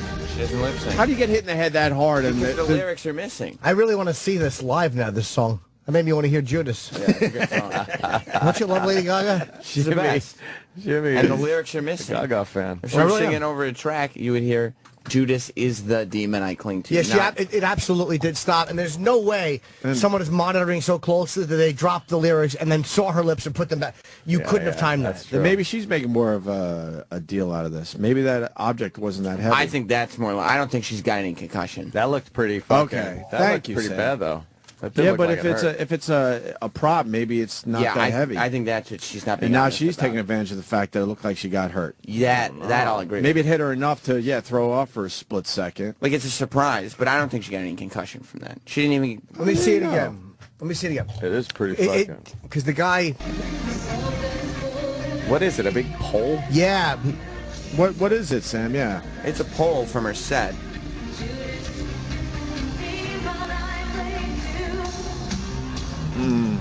I bet that guy got fired.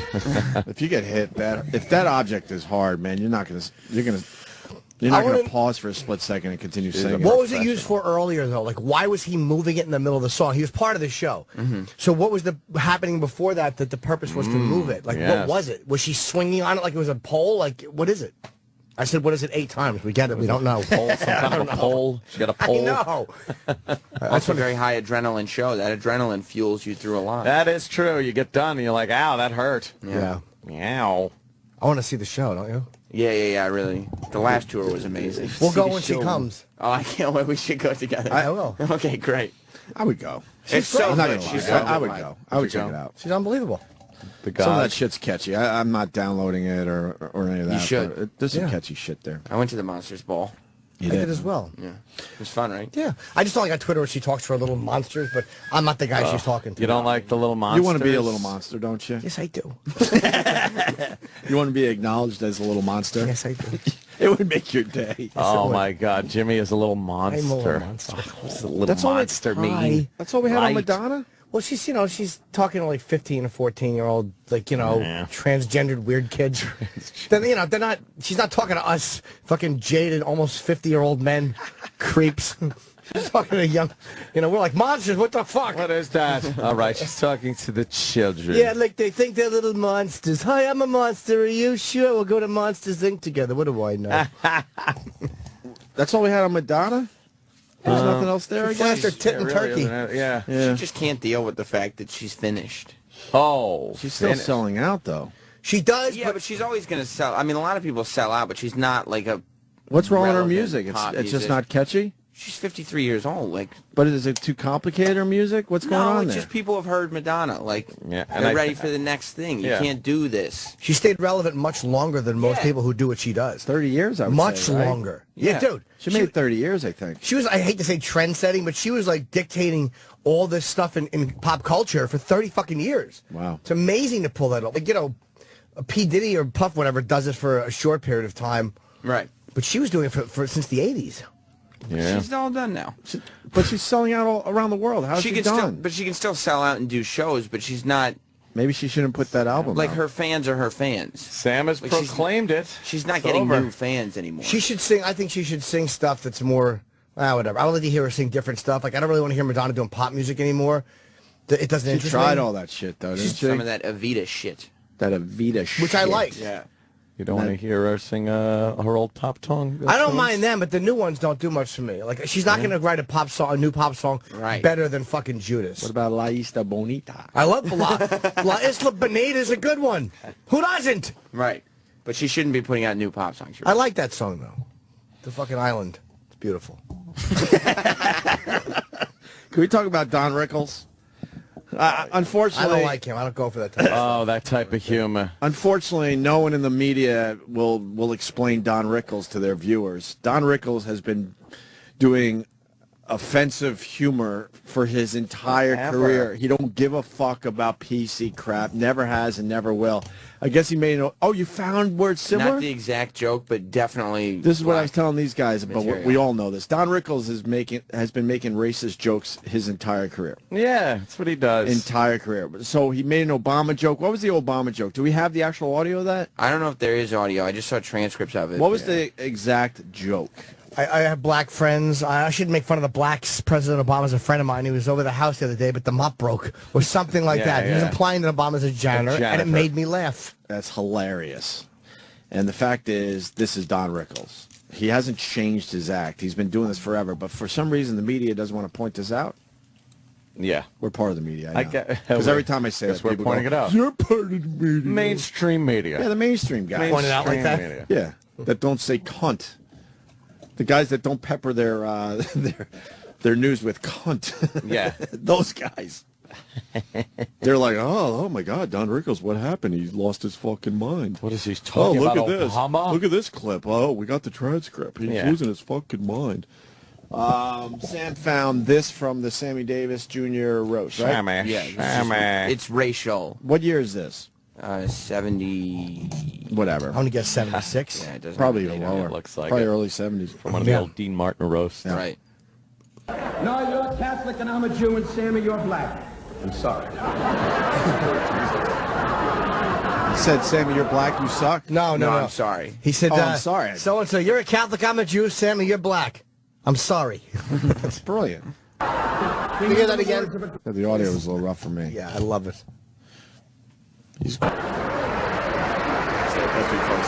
Huh? Yeah. I bet Don Rickles really hates black people.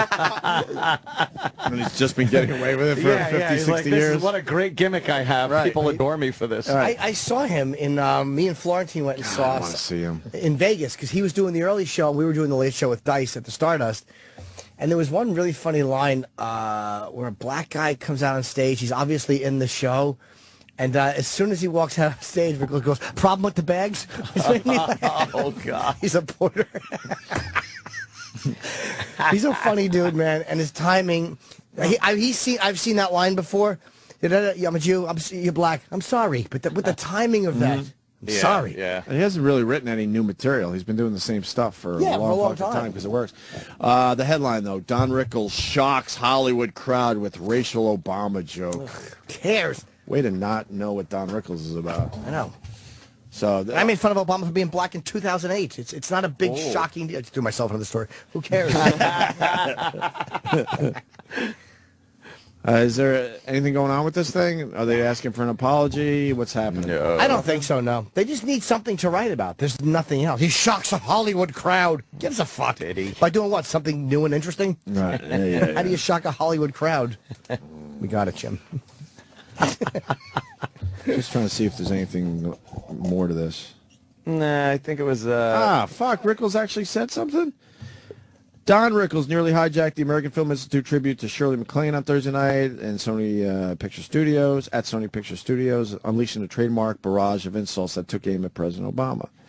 I shouldn't make fun of the blacks, Rickles said, and then proceeded to do just that. Oh, okay. President Obama is a personal friend of mine. He was over at the house yesterday, but the mop broke. Okay, he's not apologizing. No. He was just setting up his... Yeah. Oh, God, I would hope not. If Rickles apologizes, we're all scared finished. me for a second. yeah. Sorry. Right. Yeah, he doesn't have to apologize. He's not... And I don't even think the industry would call for it. No, never. It's one of those things where he's like... He's separate. If another comic got up there, a younger comic, and said something like that, he'd be fucked. There'd be a problem. He would be fucked, right? Definitely, there would be a problem. It very frustrates me, though, that this is even talked about by the public. I don't get it. Right. Yeah. It's humor. It's just changing. Things are just changing. It's humor. You think stupid Reverend Al will get involved? No. Don Rickles? He wouldn't No. touch this. He would seem to, because he But would seem if it like was a such young a comic dummy. that had a spot on some big show, he would. Yeah, then it would be. Right? Definitely, it would be, Obama made something of himself, and this unfunny... Yeah. You know what, know it. You know what? Sharpton would address something like that. He would say, just because he's an older Don Rickles, that doesn't mean he should not have to live by the same rules of decency as the rest of society. I could see him saying anything ridiculous like that, so Yeah. you're right. Yeah. Yeesh. I don't know. He won't apologize. He doesn't have to. I hope not. They'll never ask him to. That's just humor, man. Yeah, but it doesn't have to be that. I just think that's a little bit unnecessary. All right. Oh, it's the Black Roland. Yeah. And his name is Roland. Yeah. He skated. He was in trouble. He's on CNN. Oh, you're right. He They're did bringing Roland Martin back, huh? I Good. forgot what he the did. tweets about. What did he do wrong? Oh, didn't he do the David Beckham underwear tweets during the Super Bowl? Oh, yeah. Yes. So he was sort of making some... Oh, right. He was trying for some gay humor. Was to be he honest gay with you. bashing? Well, that's what they try to make it into, but he was just fucking doing some guy/gay That's gay bashing. humor. So they had to sit him. They had to sit him out for a while. And how Looks come like they're bringing him back. How come you turn on the Tony Awards? You know, if you're gay. I didn't, but I heard about it. Are you sure you didn't turn them on? Of course you did. No. I was watching Titanic. How come you turn that on and all they do is make gay Broadway jokes? They're allowed amongst to 'cause they're themselves. gay. But if you make a gay Broadway joke, then you're stereotyping. Isn't that people the on dumbest Broadway rule gay. ever? It makes drives no me sense. insane. Because they apparently love it because they're always making gay jokes. Blacks can make fun of blacks. Yeah. Gays can make fun of gays. But Yeah. if you're straight, you can't make fun of gays. If Right. you're white, you can't make fun of blacks. No. It's really confusing. Right. But if a black guy makes fun of whites, we don't go yelling and screaming. Yeah. Because why? I don't know. We're powerful or something? Whites are the ruling class. Forget about the jokes. Apparently, blacks can just go around shooting each other too, with no real comment coming from anybody, but and for nothing but pure criminal reasons. But then you get like a Hispanic guy that they want to be white shoots a black guy in what appears to be self-defense, and that's a big issue. Meanwhile, you know. What happened over at that pool party shooting incident over the weekend? Where? I don't even know. Some black guy shot like 3 students. Why? Yeah, the pool party. Oh, well, they had a little argument. What town? Auburn. Let's see. Yeah, there it is. There's your suspect. All right. Is he great. arrested in jail? No, they're looking for him, I think, right? Yeah. Yeah. Yeah, and it's over, you know, just again. Just put the fucking guns away. Could you just stop? What are you doing? And there it is. You know, there was an altercation, and instead of still got a little cough, chatting it out or fisticuffs, the guns got to come out. So be funny if you were trying to grab a hit, like you were trying to follow up balling from a hey, but you just kept throwing out stuff that didn't work. Oh yeah. You know, come on, lighten up. Cut the bunk. No. Stop the malarkey. Yeah. Why don't you quit it? Like you started talking in the song cadence. Oh, how embarrassing. Why don't you just stop? Put the guns away. Yeah. Ugh. Why don't you do that? You tried to make it like lyrically more responsible and better. Fails miserably. Yeah. It's a dud. Yeah, this so many of these double standards like that, though. Oh, there's a lot. Yeah. It's kind of dumb. The gay, though, with the Tony Tonys Awards? were, yeah, that's... Well, we got the... they love the gay jokes. We got the opening number. Oh, a number. You want to count... Are there actual gay jokes in here? I don't know. I don't know. I don't think so. This is more theater. Oh, we don't have to play this, do we? Well, I mean, it might just bring us up a little bit, bring the energy up. I like hearing it, yeah. Neil Patrick Harris, MPH. What if life were more like theater? Oh, well... What if we'd all not be able to sit? Went, you heard a band? Who's singing this? Neil Patrick Harris. What if life is so much sweeter if you could cue the weather with your hands? Boy. And what if all your... Good, though. It just reminds me why I don't go Neil to Patrick Broadway. Harris is very Broadway. Life would be fun if imagine, but can you imagine controlling the weather with your hand? Oh, it'd be great. Or there's a band everywhere you walk in? Yes. Ah, da, da, da, da, da, da, like that scene in The Godfather. Control the weather with your fist. Make a mudslide.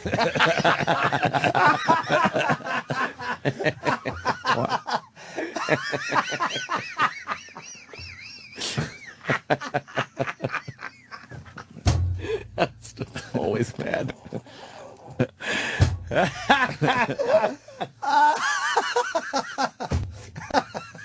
It's always just terrible, isn't it, Jim?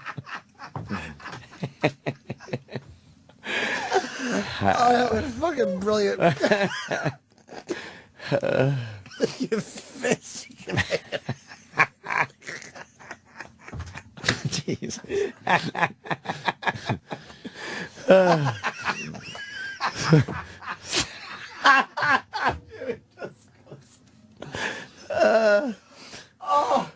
That was fucking funny. So you don't like the Jolly Broadway musical?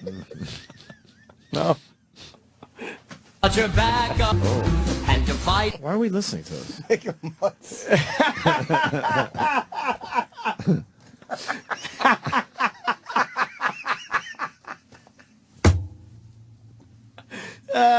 Shit. It was jolly. It was a happy opening number. It's definitely happy. Yeah. Man, that Neil Patrick Harris coming out of the closet was like the best thing he ever did. Who was he before? Like, what did he do before? Doogie Howser. Doogie Is that Howser. who that is? Boy doctor. He's Doogie Howser? Yeah. Yeah, that's the Doogie Howser kid. And now he's on How I Met Your Mother. Yeah. And he's like the sweetheart of the gay community. They love him. Everyone loves him. He does the Tony Awards like this, and it's great. He makes the gay jokes. And he plays a womanizer on How I Met Your Mother, so he has that. So he's a great actor. Yeah. Yes. Yeah. Oh, yeah. So, yeah, he's, and before he came out of the closet, really, he was just Doogie. It was Doogie. Now he's actually, I think he transcended the Duke. He's NPH now. Yes. Now he's Doogie House him. Is it Hauser again? Boo. Get into nifty little. Wait. Now he's Doogie Howser. Doogie Howser. Doogie Howser. Doogie. Oh, my God. Oh, my whole world. The world's a pretty big place, Amanda. What's supposed to mean? Means I'm leaving you. No. Oh. Mamma mia.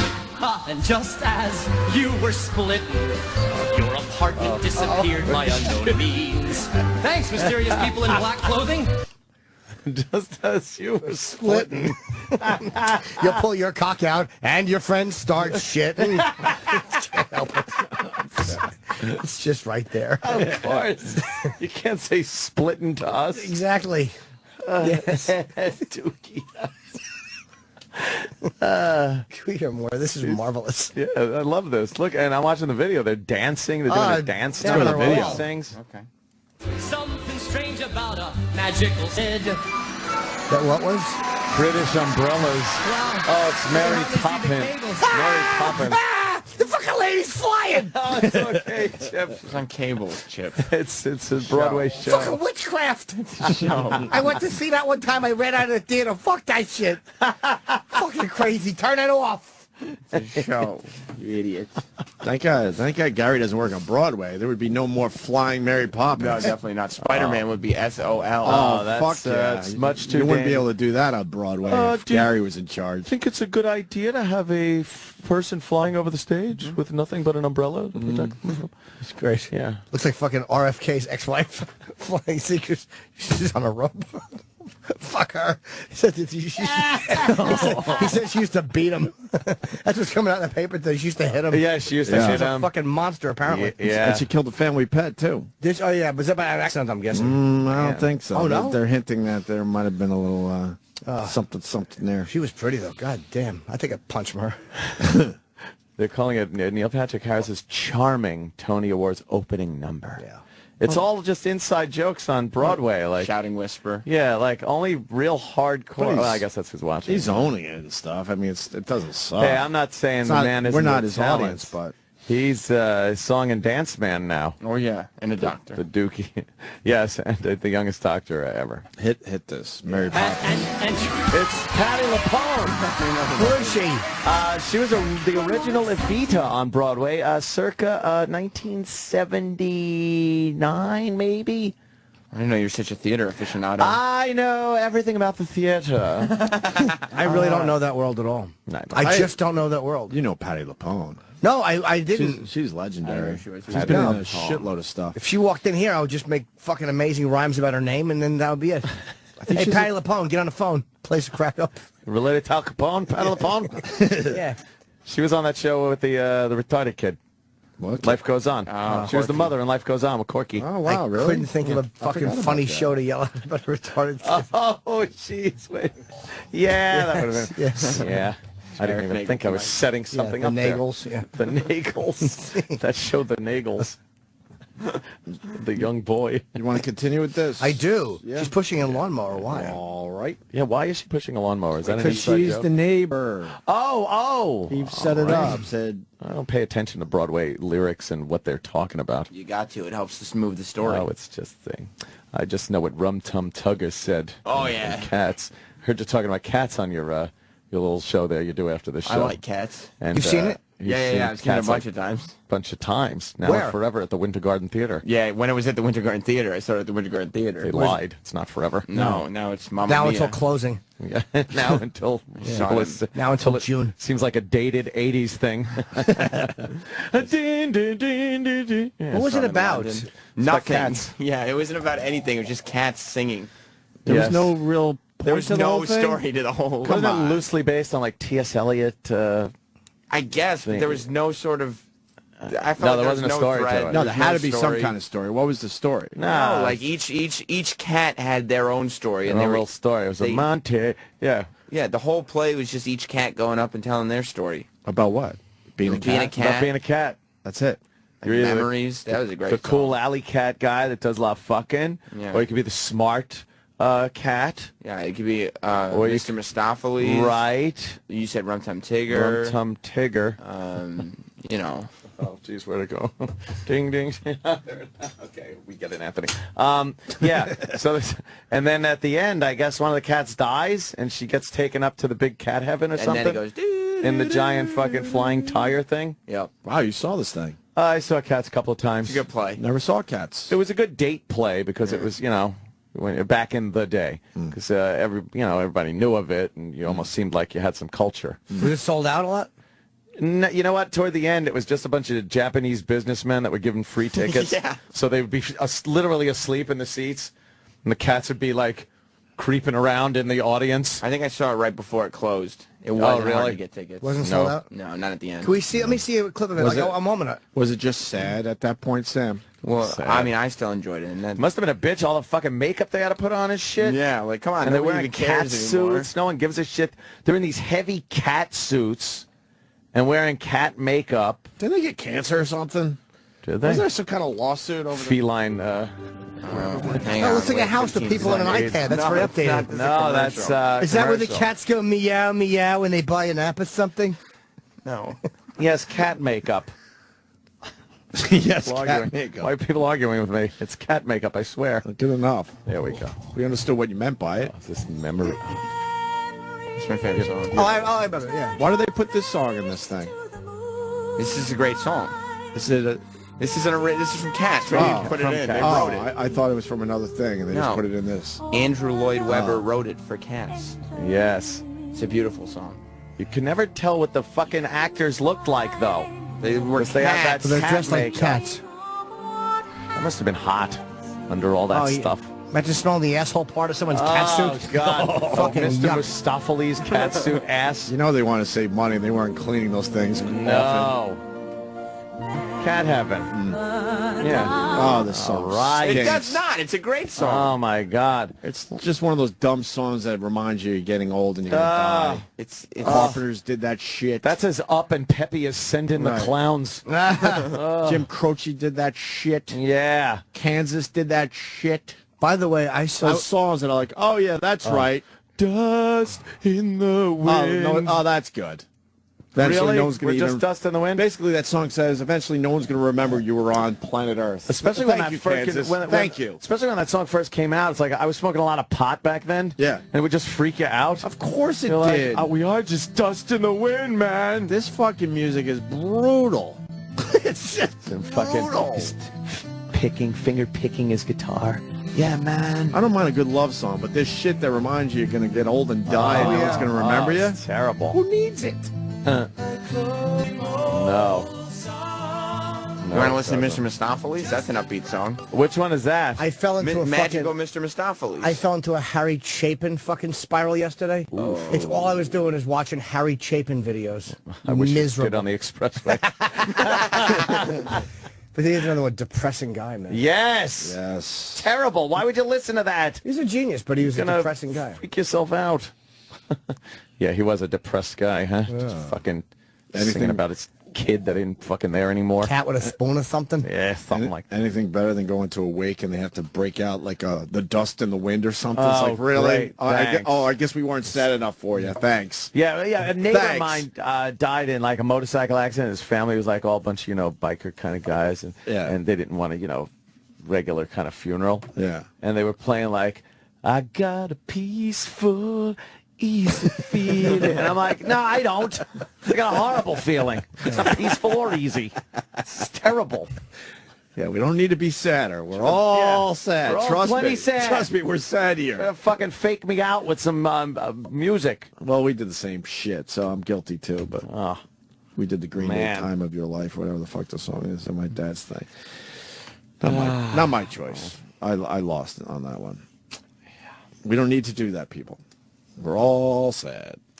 Yeah. I suggest you go with some kind of upbeat little number. Like? Happy birthday? Yeah. Something, I don't know. Yeah. Yay. What a happy song that is. That's no Cats in the Cradle. And I know Dustin Wynn was an old school, relax people. But I think they were kind of making fun of that whole fucking thing. Yeah. You play a depressing song at a wake. Believe me, we funeral, all fucking... or whatever. Johnny, what do you got, buddy? Do that. Hi to the boys. Hey. Happy birthday, Jimmy. Fucking saddest song ever reminds you that your dad's gonna die any minute now is Mike and the Mechanics in the Living Years. Oh, God, yeah. God, remember that one? How does that go? The Living Years. They were on the other day. I was like, oh, yeah, Mike and the Mechanics. Good old Mike and the Mechanics. Mikey from Genesis there doing his solo thing. Oh, is that who that was? He wound up having a couple of hits. Yeah, That thing. Like No, there's- background Drek. There's other sadder songs. Yeah, that I you like it. I don't hate it either. It's like guitar. Hate it. Kevin Smith calling in today. Ooh, what's he got going on? Feel bad for his Devils, but whatever. It's inevitable that L.A. Kings will win the Stanley Cup. Everyone boy. relax. Isn't that what you said? And then they took 2 games, I guess? All right, but let's relax. It's L.A. Kings 3 games, Devils 2. The Kings fans are hating you on Twitter. Wow. Oh, man. Why? I just tell it like it is. Because you said there's no way the Devils are getting I it. The congratulated Kings Colin Hanks. have taken. They got this one wrapped up. You said. And But then, it wasn't 3-1. And then Devils. It was 3-zip. Now it's 3-0. 3-2. Now it's But let's all 3-2. relax. The Kings got this thing. Oh, jeez. They really got this thing. Oh my God. They're by far the better team. They've proven it the entire year and through the playoffs. Oh boy. All right. I'll tell you what happened. Colin Hanks was in, and Colin Hanks was really bummed he couldn't go to the game in L.A. because he was here promoting. So the Kings are just waiting for Colin Hanks to get back home. Oh, is that what it was? Yeah. I remember you saying that they got it all wrapped up. Don't worry about it. And I remember saying, take all your money and put it on the Devils. It's not happening. And they did win. It's not happening. Let's all relax. Again, take all your money and put it on the No, Devils it's not tonight. happening. I'm telling you, relax. What is it, 6 o'clock tonight? No, I think, are they going for a 6 o'clock game? I think, right? Oh, that'd be nice. Could actually stay up and watch it. 7:30? 7:30. And who do you got in the NBA Finals? Might as well do What's this NBA? right now. What is that? You got, you got Oklahoma what, City basketball? and the Miami Heat. Who you got? I Does gotta go LeBron with the finally- I gotta go with the super team. You think LeBron finally wins a ring, huh? Yeah. No way. Yeah, he's good. Oklahoma all the way. Oh boy. Durant.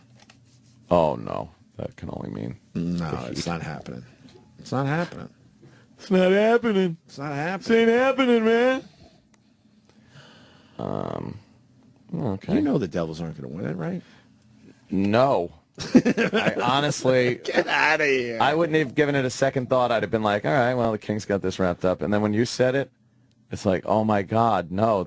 He just threw that monkey wrench in there. And then to see them take 2 games after that... That makes it interesting, that's all. Certainly does. But the Kings got this thing easy. Easily. Oh, no. Keep up your good nature. Can we pee now? Yeah. And we never did You gotta the... fix that shirt, man. That muscles are bursting. In the middle right there, those ab muscles. This isn't gut. No, it's not. They're ab muscles. You know what you do to me on a regular basis? What, that V? That's fucking pushing out. Jeez, he let himself go. No, not really. I've looked like this for a good 10 years You now. see it, don't you? I do. Home run calls when we get back. Oh, yeah. What happened? Something I was happened? just looking at the GOG getting hit, trying to see if it's... It's she's doing not with a a gun on concussion. stage. Now she's taking advantage of the whole Why thing. does she have a gun, a rifle on stage, too? What's that part about the That song? she's holding? Yeah. That's a gun/keyboard.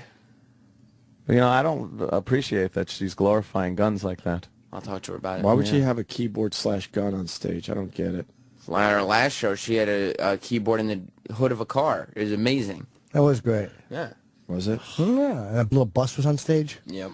Oh, God. Yay for the bus. I like a good. She was on her way to the Monsters Ball. Yeah. Well, monsters were going to go there. Hi. Mother Monster was leading the pack. Mother Monster. Mother Monster? No way. That's Mother Monster, Lady Gaga. Do your teeth hurt? This is terrible. Yeah, and the whole monster thing. But I do like the music in the show a lot. But hello, Mother Monster. I'm Mother Monster. No, Yeah, but they all have that now. Justin Bieber's got the Beliebers. Chris has the what's his the Breezies. Oh, Team Breezy. Team Breezy. Team Breezy. You gotta be a Breezy. They're all. What about Taylor maniacs. Swift? Doesn't she have one? Yeah, I can't remember what hers And is. what about Katy Perry? Doesn't she have one? I'm not sure about Katy Perry. Wait, what is Taylor Swift? Because I like her too. Because you're mean. I like that song. Oh, really? You like that? I do. She's awesome. Yeah. She is talented. For a pretty girl, too. I mean, she writes all her own shit, right? Lady Gaga doesn't. Lady Gaga writes most of her own songs. No, she doesn't. Sure she does. She's a very talented She really songwriter. doesn't. I know the guy that writes all her stuff. You do not. He just wants to be behind the scenes. She's a good songstress. He doesn't want anyone to know. It's a good word. to Thank describe you. her. I try to get that one in once a show. It's hard to say songstress. The Beatles turned 50. Holy fuck. 50 and people still fucking listen to this shit. It's amazing. Like it was yesterday. Fucking amazing. Get it? Get it? Get it? Yes. Get it? Like it Get was it? yesterday. Get it? Exactly. Get it? Get it? Yeah. It's a Beatles song. Yesterday. Yes, it is. Get it? Mm-hmm. I am going to pee my pants. Oh, yeah? I'd love to see that. Let's do it. Little spot. All right. Little spot. Actually, I can't pee now because it hurts so bad. Oh, no. You just gotta relax. Sometimes if I brush my nipple lightly, it helps me tinkle. Can you imagine controlling the weather with your hand? Oh, it'd be great. Or there's a band everywhere you walk in? Yes. Ah, da-da-da-da-da-da, like that scene in The Godfather. Control the weather with your fist. Make a mudslide. Sirius XM. The Opie and Anthony Show. I do for Genesis. Genesis. So, John Sterling. Oh. Once again, I was at Yankee Stadium on Saturday night, and man, they really do embrace John Sterling because the Yankees, wrap it up and they beat the Mets. Yeah. And on the massive scoreboard or whatever, the big jumbotron. Yeah. I don't think they call them jumbotrons Nah, anymore, it's like do the they? big fucking board. Trinitron, whatever. They have a close-up of John Sterling fucking in that epileptic when fit. he does the Yankees So obviously, Yankees win. Obviously, that's recorded, and I guess they play it after every Yankee victory at home. Oh man, it's so they recorded really thing? like John Sterling. So they've gotten it to the point where it's pre-recorded. It and had to be. Wow. It had to be. It's pre-recorded, right? What? On the big screen. On the big screen. Probably, yeah. Yeah, because it's and John Sterling does Final the out. Yankees It was win. The Yankees win. Final out. it He must- was on the it big must be, screen. I didn't know just they did losing with his weak fucking wrists. Look at his wrists next time. See, that's why he does it. They indulge him. They really do. You're right. I don't know why. They're douchebags. A classy organization like the Yankees. Not, I'm a Mets fan. It's very technically. gimmicky for a team like the Yankees. You think, right? Yeah. You'd expect the Brewers to do that shit. Yeah. Yankees don't do anything like the friggin' terrible towels and thunder sticks, Cowbells and in things like Tampa that. Bay. Yeah. Yeah, but the Sterling thing's pretty rough, Ant. It's terrible. I It's know. pretty rough. I gotta agree Well, with you just there, wait Mikey. till you hear what I pulled. Oh boy. Name one thing in baseball that's rougher than the John Sterling home run call. Tomahawk. The thunder sticks, whatever they're called, and the it's not that bad. You didn't like that back in the 90s? No. Oh, this is him.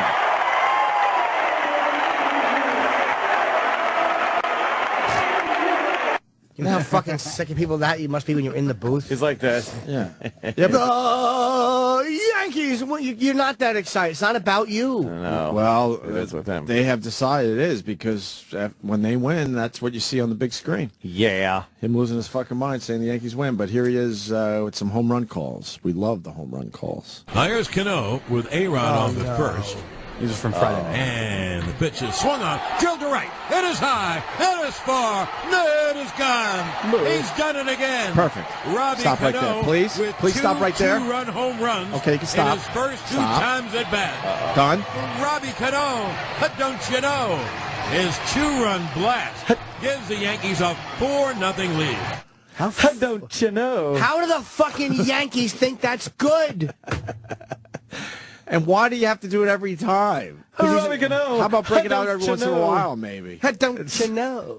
That's as good as it's going to get as far as these clips go. Oh, really? Oh, boy. Oh, He drilled no. it a fur piece in the second deck, the 2-0. Swung on and into the air to deep left. That ball is high. It is far. It is gone. That's good. Nick Swisher drills one deep in the seats and left down the line. That's great. Nick Swisher rounding positively Swisher-licious. And Cano and Swisher go back to back, belly to belly, and the Yankees take a 5-0 lead. He does a He little is chuckle. fucking terrible. I'm going to have to hear the end of that again because I like his little laugh. Back to back, to belly to belly. Swisher-licious. And Cano and Swisher go back to back, belly to belly, and the Yankees take a 5-0 lead. I tell you one thing though, because even Esty at the cellar, who fucking never does anything but love the Yankees. And she would always defend him, and I talked to her the other night, and she's like, I can't even listen to him anymore. She cannot listen to him. You've lost Esty. Wow. Everyone is turning on John Sterling and thinking he stinks now. Back to back. I can't find anybody who enjoys it. Like, not one person I've talked to likes it. That's what's so confusing about that thing. They're out of touch. That's what that means. In the belly to belly. That's it, I guess? No, there's a third track on there. Yeah. Nice. Yeah. All right. Nice. Now Santana to the wind in the 2-2. Swung on and drilled to deep left. It is high. It is far. It is gone. What a shot. Well, that's nice. Andrew Jones hit a long home run to deep left. He's Mary Andrew. Keeping up with the Joneses, and the Yankees go back to back to back. Wait, what was the first part? He's Mary Andrew? Is what I... It's new. He didn't do Mary Andrew last year. Keeping up with the Joneses. Well, what's the Mary Andrew part? Last year, it was Andrew Jones makes his bones. Oh. Makes duty? Yeah. Fucking. Andrew Jones made his bones while you were doing cheerleaders. Oh, Green. What? Mary Andrew. Is a film? It's an American musical film from 1958. And I guess Keeping Up with the Joneses is probably in that. And no, it's an expression. It's two different things. Yeah, but I bet. Oh, is it? Yeah. Yeah, Keeping Up with the Joneses is an expression. To back, and a belly to belly to belly, and the Yankees have a 6-0 lead. A triple. Shit. Now that was another shot.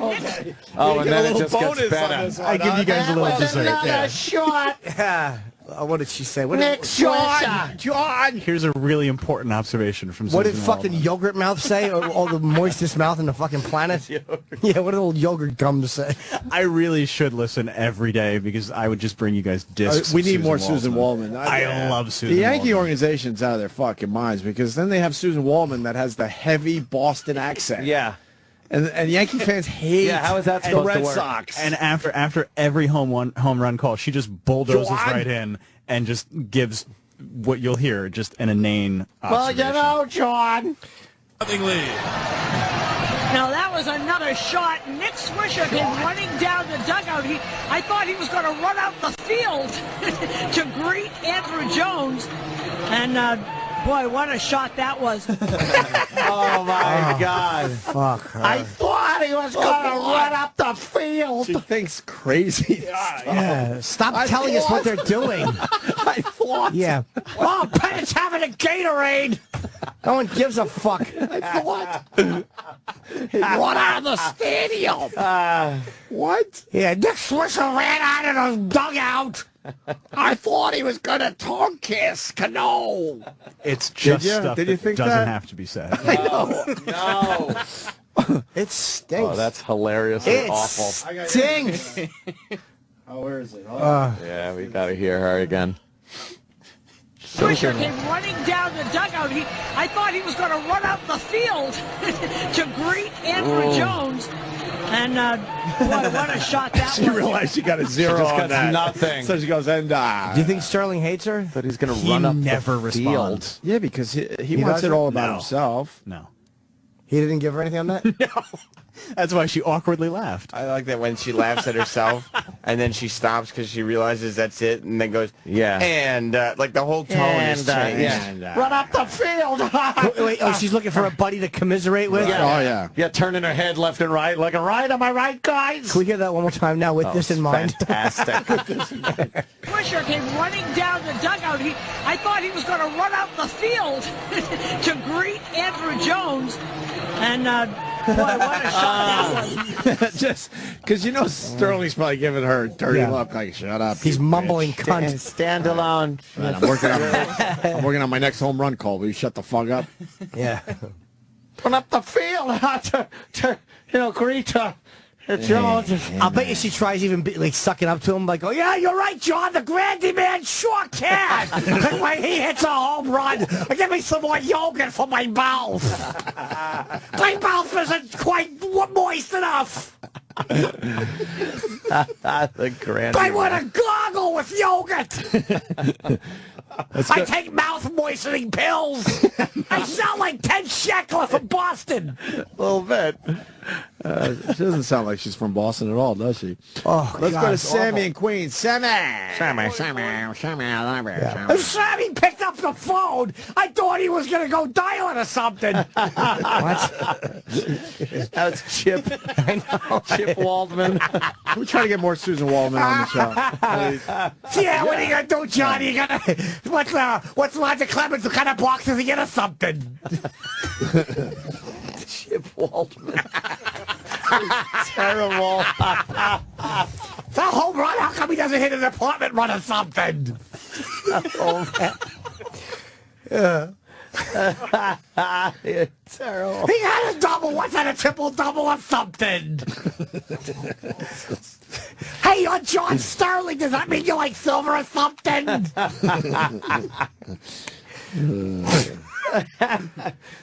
Yeah. Oh yeah, they're both going to go bye-bye because ESPN is purchasing the radio broadcast rights. I knew that. Oh, good. Are they? Yeah, they're going to go bye-bye. Oh, Fucking wow. ESPN's not going to put up with that shit. Man, what is it, CBS FM? Yeah, it's They've CBS. had it for a while. Yep. Let's say hi to Sammy. Yeah, good morning, boys. Yeah, Sammy. Yeah, Who are you, Sammy Davis Jr. or something? goddamn Chip. Before every game, in her horrible accent, she has to announce John Sterling as the voice of the Yankees, like he's entering the studio. Meanwhile, he's been sitting next to her the whole pregame. That's what am I supposed to do? Do something as like the ears of the Yankees or something? No, there, Chip Waldman.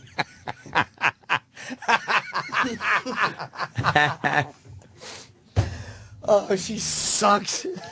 Let's say hi to Matt in Connecticut, Matt. Hey, Matt, what are you laying on the floor in front of the door or something? That's a good one, Chip. The most embarrassing part about going to a Yankee game is in the seventh inning stretch, they play God Bless America, but it sounds like they're holding a microphone to an old Victrola. It's just the worst recording of a song. And then they play it out, and it's just awful. But couldn't they get something better than that? Oh. What? I know what he's talking about. I've heard it. Sure, but that doesn't make it a good call. It's supposed to be like. What, Victrola? What is he? What is Vic just writing on the message boards or something? He's a troll. Victrola. Posada new, but then Posada old too. Oh no. Oh, it's KNEW. Posada new, not Posada new. And it's printed from ear to ear, but it's going around the back or something.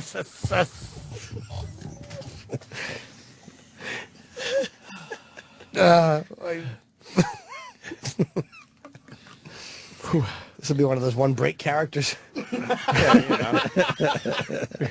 Those two. Until I bring you more Susan Waldman. You gotta bring more Susan Waldman. Yeah. What about Susan Floydman? Let me go see if I can get something. Oh, really? Yeah, sure. Why not? How about on YouTube? Yeah, they got it. There's got to be some good stuff. Yeah. Z. Susan Waldman. God, is she awful. She's terrible. Look at her. She's Oh my horrendous. God. All her pictures are great. Oh my God. Oh God. She looks exactly like she sounds. Yes. Yeah. Exactly. I look like I had a face transplant after a chimp attack or something. Oh my God. She does look Yeah. like I look like they're putting Botox in my face with a fire hose or something. Wow. Wow. Chip Waldman. I love being Chip Waldman. Chip Waldman's great.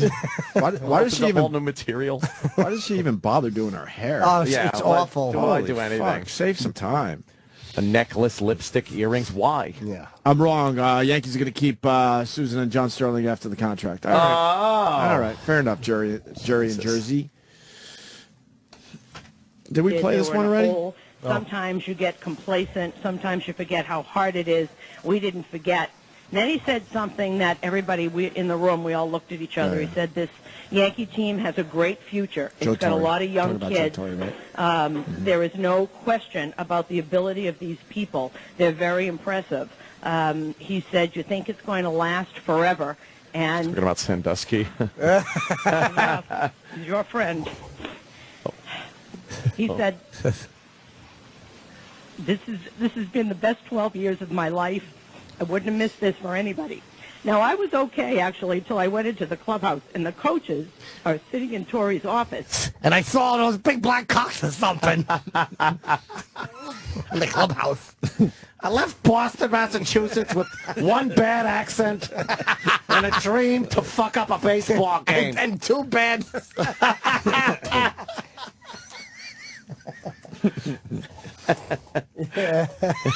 I think what's this dream come true? He is fucking horrible. Just horrible. Well, Susan Waldman. Started off John Sterling and went right to Waldman. I never get tired of teasing her. No. It's great. She loves it, though. She's got the passion for the job. Yeah. The job. The job? Oh, that's her? You walk too fast. Slow down a bit. What? Advertisement. Oh. Do you see that? Oh, it looked like Susan Waldman from behind. That's what made that gonna very say, wait a minute, that doesn't look like her. Susan Waldman in the new pictures has hair like Harry and the Hendersons. I modeled my hair after the Sasquatch. Yankee Stadium spotlight. Yeah. All right. Hi everyone, Joe Oriema here at the new Yankee Stadium. This is the home opener, and I'm here with the one, the only Susan Waldman. Hey Susan, how are you doing? I hope I'm the only one. I don't want another one. I hope there's not two of me or something. I hope I'm the only one. What is she saying? I hope I'm the only I one. don't know. It doesn't make any sense. I hope no one else has my Bee Gees at age 50 wig on. Oh, my God. Hold on. I got to take this call from one of our regulars, Mongo the trucker. Mongo. Hey, she looks like Dustin Hoffman and Tootsie. She does. Perfect phone call, by the way. Perfect phone good. call. In He and hung out. up after that. In and out. Let's see this. And you're the best. Now, let me ask you about this new ballpark. What's your, we're here for the first two exhibition games. What's your first impression? Well, My first impression is it's going to be Christopher Walken or something. Hey, I do lots of impressions. Here's John Sterling or something. What are you, Grandy Manning or something? It's impressions she does. Of course. What are your impressions? And then she does impressions. Exhibition games. What's your first impression? Well, I have kind of mixed feelings. I loved the other place. My whole career took place in that other place. And before that career, Place. So I like to say place a lot. Something about a place, John. Because when people look at me, they bet on me to show a place. Posada's in a place. Something about a uniform. You have a uniform? Her hair is hideous. Oh, it's terrible. What does she look like? That hairdo is fucking... Oh, she needs some conditioner. Yeah. Who does she look like? Oof. Fucking monster. No, but her face... you know who she looks like? And only the face. She looks like Darth Vader after he took his helmet off. Skywalker's my son or something. Oh, she's a fucking disaster. What a mess. So much of my time was spent in there. Right. This is beautiful. And when you sit in the booth or sit in the stands, you name think more you're places. In Yankee Stadium. Yeah. So it looks just like Yankee Stadium, except the seats are more comfortable and there's more leg room. Right. And I hear there's more restrooms. And you don't have to stand in line for an hour and a half to get food. It's absolutely beautiful. I think when we all get a little used to where we're going, it'll be a little better and it'll feel more like home. But it sure is a gorgeous place. And you mentioned the old Yankee Stadium. It's a bore. Well, let me tell you. Travis will get some good calls. Sounds like she's, like her nose is constantly stuffed with loose, moist snot. Blah! All right, there she is. Why don't we, pride of our team. Why don't we break now, because we got Kevin Smith calling in. Oh, all right. I don't. What is he promoting? The movie that he's Smodcast Pictures is distributing movies now. Smodcast Pictures, and so he's picked up this movie. He's turning into a mogul. This yeah, Kevin Smith. And he didn't direct this one. He just he bought the rights to it, and they're distributing it the same way they did Red State on the on the bus on the road trip. Big, and he's a big Devils fan. It's too bad. Yeah. Too bad that Devils are not going to World Cup this year. What's he laughing at? Everybody quoting Chip Waldman. Kevin Smith next. Stay there. Sirius XM. This is the Opie and Anthony Show. Shit. What? Bobo's on the line. Yeah. I was trying to avoid him. I wanted to hear this too, though, because apparently he's got a new character. All right. Bobo. Yeah. You're really ready for the call, huh? I got to be honest with you, Bobo. I forgot that you were a Mets fan. I had an extra ticket for this big game at Yankee Stadium the other night. All right, that's okay. I understand if you forgot. Yeah, I did. Very forgettable. Huh? You would have taken him if you had remembered? No. What do you got, Bobo? Sucks. Well, I got a crazy story that happened. There's a neighbor that's been driving my mother freaking nuts. No. Yeah. Bobo, hold on. I just want to get something straight right away. Don't use any names, okay? All right, I'm not using any names. Even though his name is Pete. Yeah, no names. What's his name? Oh, no. I can't use the name, but I am going to describe the person, all right? All right, who is it? These are these people from Russian family. Why are they in a hurry or something? Why do they eat dinner on magnetic trays with real linen napkins? No, they keep magnetic trays. Those magnetic trays. And those fucking napkins must smell. I want to go in there with a bulk eraser. Just take care of his magnetic tray so they all fall on the floor. I should bring my fucking James Pierce shirt in there and get the thing taken off it with his trays. All right, go ahead. Well, they keep bothering my mother. They keep bothering my Bothering. They keep bothering. How are they bothering her? Are they booing her womb and vagina? Well, for one thing, they got two cats that roam the hallways. There's like a hallway between the upstairs and downstairs. Like they live upstairs, but these cats keep pissing, and they keep masking the smell with some cologne. Like that's supposed to help make anything better. Uh-huh. Okay. It makes it even worse. The mixture of smell of cat piss and cologne. Sounds great. This is a crazy story, though. Fucking nuts. It is crazy. Holy shit. Kevin Smith, what's up, buddy? Hey, man, I don't want to interrupt on that crazy story. Hey, Kevin. Don't you worry, sir. You're way more important. Not at all. Hardly important. I'm a larger, that's for sure. How's everybody doing out there? I feel bad for you. I feel bad for you with this Devils thing, man. It's just a matter of time before the Kings take it, huh? Now I know what it feels like to be an Islanders fan. Constant state of loss. No, it's been fantastic. I mean, this is what you want out of the Stanley Cup, like drama. For the first 3 games, everyone's like, it's in the bag, the Kings got the cup, and then suddenly a turnaround. That's what makes the finals fun. That's what makes the Stanley Cup fun. Nobody wants to see us sweep. Well, maybe Los Angeles did, but they don't. Yeah. Right. Well, I'll tell you, Opie did say the other day that the Kings have this one in the bag. It's all done. And then the Devils took 2. So yeah, I know. That's what we need. We need more of that, Opie. Saying. Yeah. Well, I got a weird sports curse, some people would say. But I was telling that before the show. I like going for a good underdog, usually. Right. And that's why a lot of these Why things... won't you go for the Devils? Islanders, man, I can't do it. I can't do it. I got to be an Islanders fan. It's been fantastic, though. It was tough the other night. Saturday night, I was watching the game, and then I could only watch 2 periods, and then we had a show. Me and Muse had a show at night. Oh, nice. So for the first hour of the show, I kept apologizing. Oh, I'm sorry, I'm not here. My head is back in that game. And then finally somebody was like, Devils won from the background. Oh, wow. You couldn't even watch the rest of it. No, because we were on stage, and I thought about, like, bringing up my laptop, just quietly putting the game on. Yeah. These people paid good money. Yeah, but you know what? You would have made something out of it. You're good that way. You would have put it into your show somehow. The only problem with that is I was at a comic book convention. Oh, okay. So right, yeah. in the world I can rock any sports references is at a comic book. You got to kind of know your audience, right? 2 completely different worlds. It would be like me going to a gathering of devils, and I'm like, what's with Anakin Skywalker? Hey, somebody tweeted me the other day, Kevin. What's up there, sir? Hi, buddy. Somebody brought you up the other day. No lie, I swear to God. I was at the comic book convention. It was in Albuquerque, New Mexico. Really great show. Stan Lee introduced us. So that was wow. Cool. So I'm on stage, and people, we get to the part of the show, we do a little Q&A. So people are yelling out questions and stuff.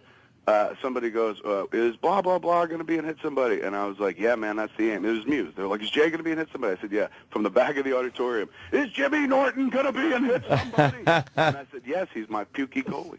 and somebody tweeted me that. I didn't know if they were saying that or if it came from you. That's the first time. Thank you. Yeah, that's you. You've got the nervous stomach, just like we talked about. Yes. Glenn Hall. Do I have to take skating lessons? No, because you're a goalie. So all you have to do is be able to stand balance on your skates. Okay. I was thinking of taking skating lessons. Or maybe you give them fake skates. Totally, man. Where they look like skates, but they're little shoes. That's what we did to Rogan on Zach and Miri. At one point in Zach and Miri, we've got a hockey scene. And Seth's from Canada, so I remember when we were talking about the movie before we even got out there, I was like, and then there's the hockey scene, man, which you could probably do in your sleep. And he's like, I'm the only Canadian who doesn't play hockey. So great. Oh, wow. So we put literally shoes on him and stuff like that. If you look in the hockey scene in Zach and Miri, there's limited mobility by Seth. That's because he couldn't stand on the skates. This is going to be a little obscure, but going with your point, I watched that Jim Carrey Penguin movie over the weekend. It's a kid movie. Mr. Popper's Penguins. Oh, is it horrendous? And they have a really bad skating scene in that movie. Look out for it. A couple of years back, I remember going in to meet on that movie. It was after Zach and Miri, and a bunch of people were like, hey, man, why don't you direct somebody else's script? I wound up doing Cop Out. One of the movies I met on was Mr. Popper's Penguins, and it was Ben Stiller at that point. They had a kid play Popper. When the Penguins show up, they have the kid bending down to try to pet the penguin because it's going to be his pet for his birthday party. Yeah. Right. The CGI is so horrendous. The kid didn't know where he was supposed to be petting the invisible penguin. Really? And they left it in the movie. I'm like, didn't someone see this and go, all right, we got to redo this somehow? They're just sitting there going, who cares? Yeah, I really. think they did. Fuck it. What are we going to do it again? I think they did, but whatever. Hey, you got Smodcast pictures now. That's cool. I did. I mean, we were going to be coming into town this week to do the Bindlestiffs, which is a flick we picked up at the film festival, Slam Dance. It won the Audience Award. Dude, I'm not even lying. Like, when I say this movie is fucking hysterical, it is absolutely hysterical. I watched it for the first 10 minutes going like, all right, I'm going to see the influence. Soon I'm going to see a Judd Apatow in this, or I'm going to see maybe a little bit of myself, or I'm going to see some Wes Anderson. There's got to be an influence here. You watch that whole movie, man, by about 15 minutes in, you're like, there is no influence. This is the real deal. Somebody's saying something original in a comedy. And it's a high school comedy, so, right away you're like, everyone must look like they're 25. They were actually kids when they shot it in high school. It's frightening, dude. Wow. Really, really good. Anyway, we were going to be taking that out this week, but unfortunately we had a Spoilers Emergency. There's the show that we're doing on Hulu right now called Spoilers. Okay. And there's a very cool guest that we couldn't get any other week but this week, so we have to postpone the tour. Yeah. So we're doing it in August. But it is a cool thing. Smodcast Pictures presents. And when I come back in August with it, I'll let you all know where you can see it and whatnot. That was supposed to be this week, but then last night we had to pull the plug and move it to August. So, all right, I'm confused. So people can't see Bindle Stiffs yet? Yeah, they can. It's going to be delayed just a little bit longer, unfortunately. But I mean, they can't see it as we talk to you. We got to wait till August. Yes. Okay, gotcha. It's a good problem and a bad problem. We've had a lot of stuff kind of happen with our little company over the course of the last 6 months, and or even longer. The last year has been wonderful for Smodco. From all that podcasting, man, came that Comic Book Men show on AMC. Then there came this show that we're doing on Hulu called Spoilers, which is so much fun, man. It's like a movie review show, but we don't review movies. We just talk about them, love on them. We say we don't review movies, we revere them, one of those taglines. Right. Then there's another TV show, which we just found out about Friday. Another one of our podcasts is turning into a broadcast. So we're all very stoked around here. And it looks like this is the year where we just do a bunch of television, and it's a good thing, but at the same time it winds up, intruding on other aspects of your life. You really make us feel good about ourselves as we sit here day in and day out with nothing. Oh my God, you guys get the killer job. I would trade my job with you guys. You know that in a heartbeat. Take mine. We just kind of want I'd rather sit around with a microphone in my. We would love to just branch out a little bit. That's all I'm saying. Do you have an agent, Kevin, or do you do your own stuff? I have an agent, but I'll be honest with you, and he's a good guy, but this year was the year that I tried to do a lot of my own stuff, because for years, ever since I got in the business, of course, the moment you get in, you get an agent, and then some people get a manager. I never did that. But with an agent, they're Rolodex, and they open doors, and blah, blah, blah. So for years, everything I did through my agent. That's the way it's done. This year, I started going like, well, how much can you do yourself? If you're letting other people do it, you're not really committed 100%. Like, let me see how far you could go without an agent, without a Rolodex and stuff. So this year, there were a few times where I kind of went out there by myself and didn't really kind of say, hey, man, can you set this up or can you do this? My agent was great. Last year, he put me into the book. I wrote that book, Tough Shit, and he set that up. I was in a pilot for a show called Tonightly, with Ralph Garman, who I do Hollywood Babylon with, and he set that up, and I was with Telepictures, so that was a nice paycheck. But everything else the last year, I kept trying to see if I could do stuff myself, and weird stuff. Sometimes it was like, let me see if I could set up this Hulu show without anybody else's help, without, Endeavor. And so that happened. But there was this one thing I did. It was so stupid, but it was one of these things where I was like, let me see how far I could get without my agent. I'm putting together this hockey thing, hit somebody, as we talked about before, Jimmy. One of the biggest hockey enthusiast in the business is also one of the most successful producers in not just the film business but TV business, Jerry Bruckheimer. Jerry Bruckheimer's a huge hockey fan. So I was like, maybe I can get to Jerry Bruckheimer. Let me see how long it takes me to get to Jerry Bruckheimer without my agent.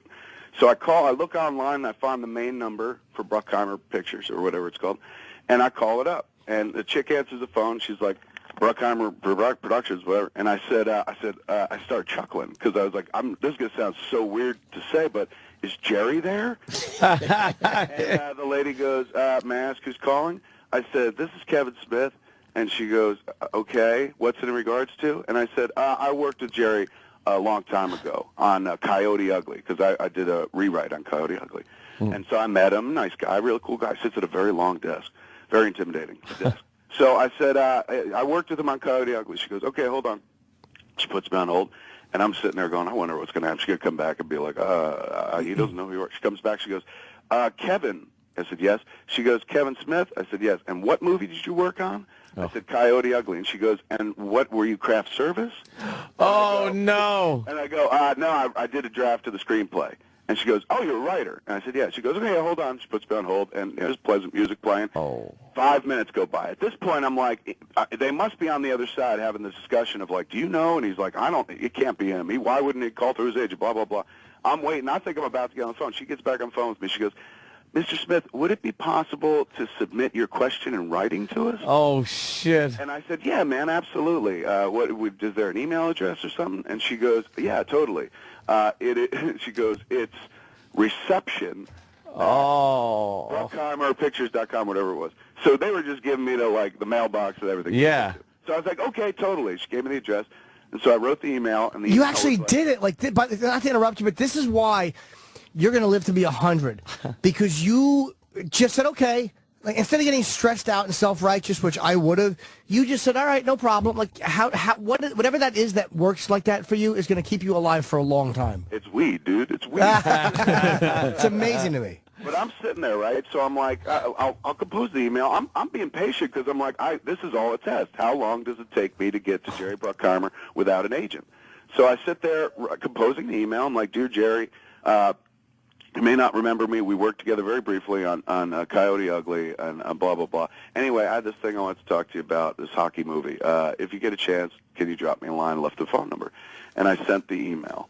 The next morning, dude, like maybe, 7, 8 o'clock in the morning, phone rings, like Jerry Bruckheimer calling for Kevin Smith. And I was like, right on, man. And I talked to him about the hockey thing. And it took me a total of 17 hours to get to the most powerful man in Hollywood by myself. And at that point, I was like, right on. Like, I'm not saying, screw agents. I hate my agent. I love my agent. He's a great guy.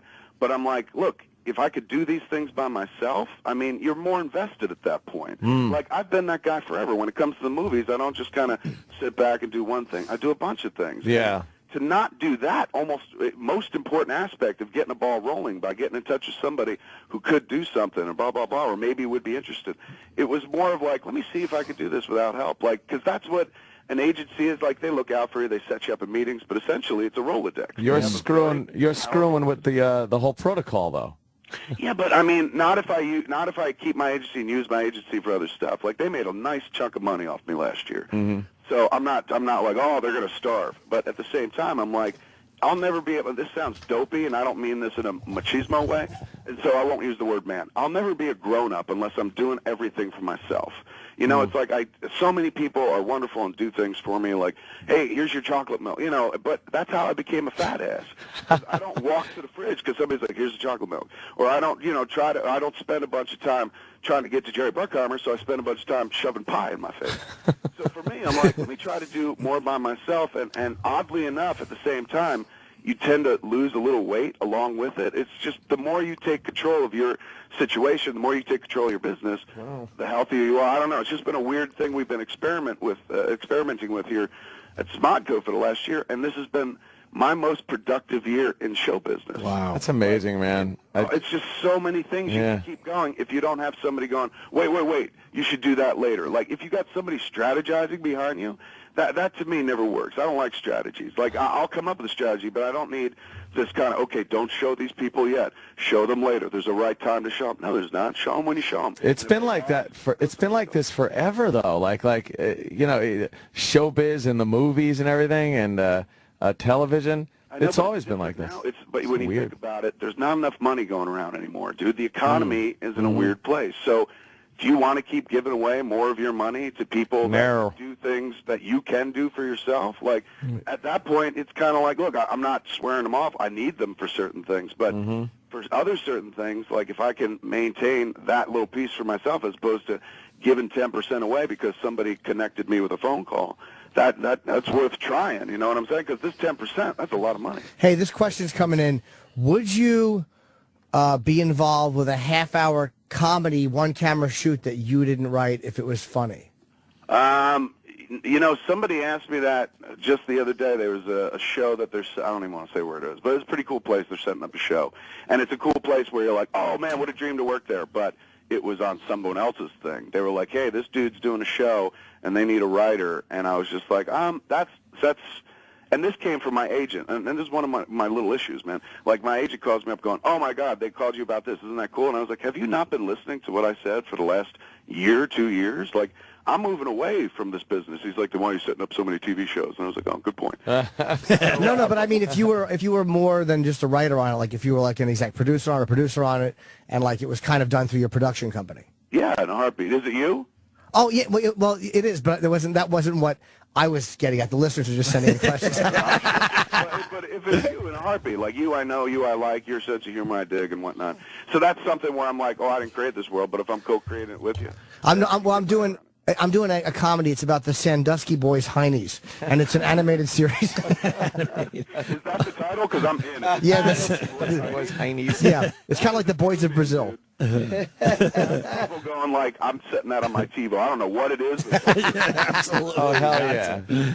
Hey, Kevin, just to help you out a little bit, I know you're going to come back in August for it, but what is Bindle Stiffs about? Bindle Stiffs it's remember in like high school, probably while I was in high school, maybe while you guys were in high school too. That's when all that stuff started about Catcher in the Rye, where people are like, we got to ban this book, man. It's no good for kids and blah blah blah. Yeah. This is a story about like one of those days in high school where somebody's like, we're banning Catcher in the Rye. It's no longer be allowed to read in class. And the two boys in school go absolutely apeshit, like just lose it, and go like, look, we'll never learn. We have to go to the city and lead a Catcher in the Rye type life. So they leave their small town to go to the city to try to relive Catcher in the Rye, wind up sucking dick, fucking homeless people. It's crazy. Holy fuck. It is phenomenal, dude. You never see where the movie's coming. Like, I know a lot of people like, Hangover, bitch. This movie was way more surprising to me than Hangover. And, you know, it was also about, like, the weird things people get into. It's fantastic. I felt so lucky when we saw it because I was like, this is the perfect first movie for us because it's kind of like Clerks. Like, there's a movie that comes from nowhere, it was made for peanuts, and it's very, very funny. At least I thought Clerks was funny. So to me, I was like, this should be the first movie that we take out in the road. And the boys are so cool. The boys, this dude named Andrew directed it.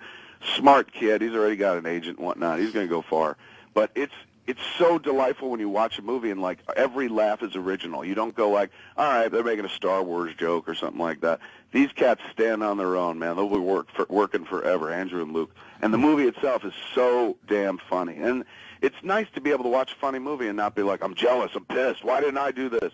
Like, now I just want to hitch my wagon to their star and be like, I know these guys. Now, will it be in theaters, or are you going to do, like, the Red State thing? We do, like, the Red State tour. We take it theater to theater. And we were doing New York and Philly and then Texas next week. But we'll do the same thing in August and then add a few more. Right on. And we'll go to mostly, like, kind of Bruin View type places or art houses.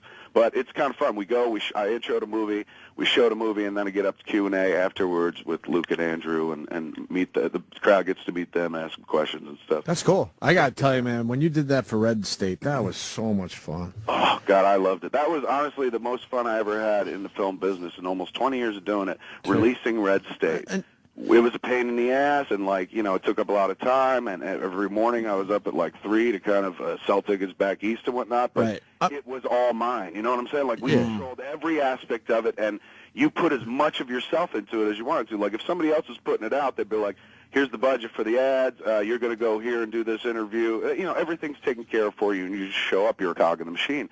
But with the distribution being in our court, like us handling ourselves, every aspect you're responsible for. And for the person that's making the film, you know, I wrote it, directed it, edited it, to have even more control in the exhibition, oh, that was a dream come true. So it was like a rock concert every night, dude. I felt so young, and it was so awesome because I sat there. I didn't like, I'm going to go outside and smoke while you guys watch the movies.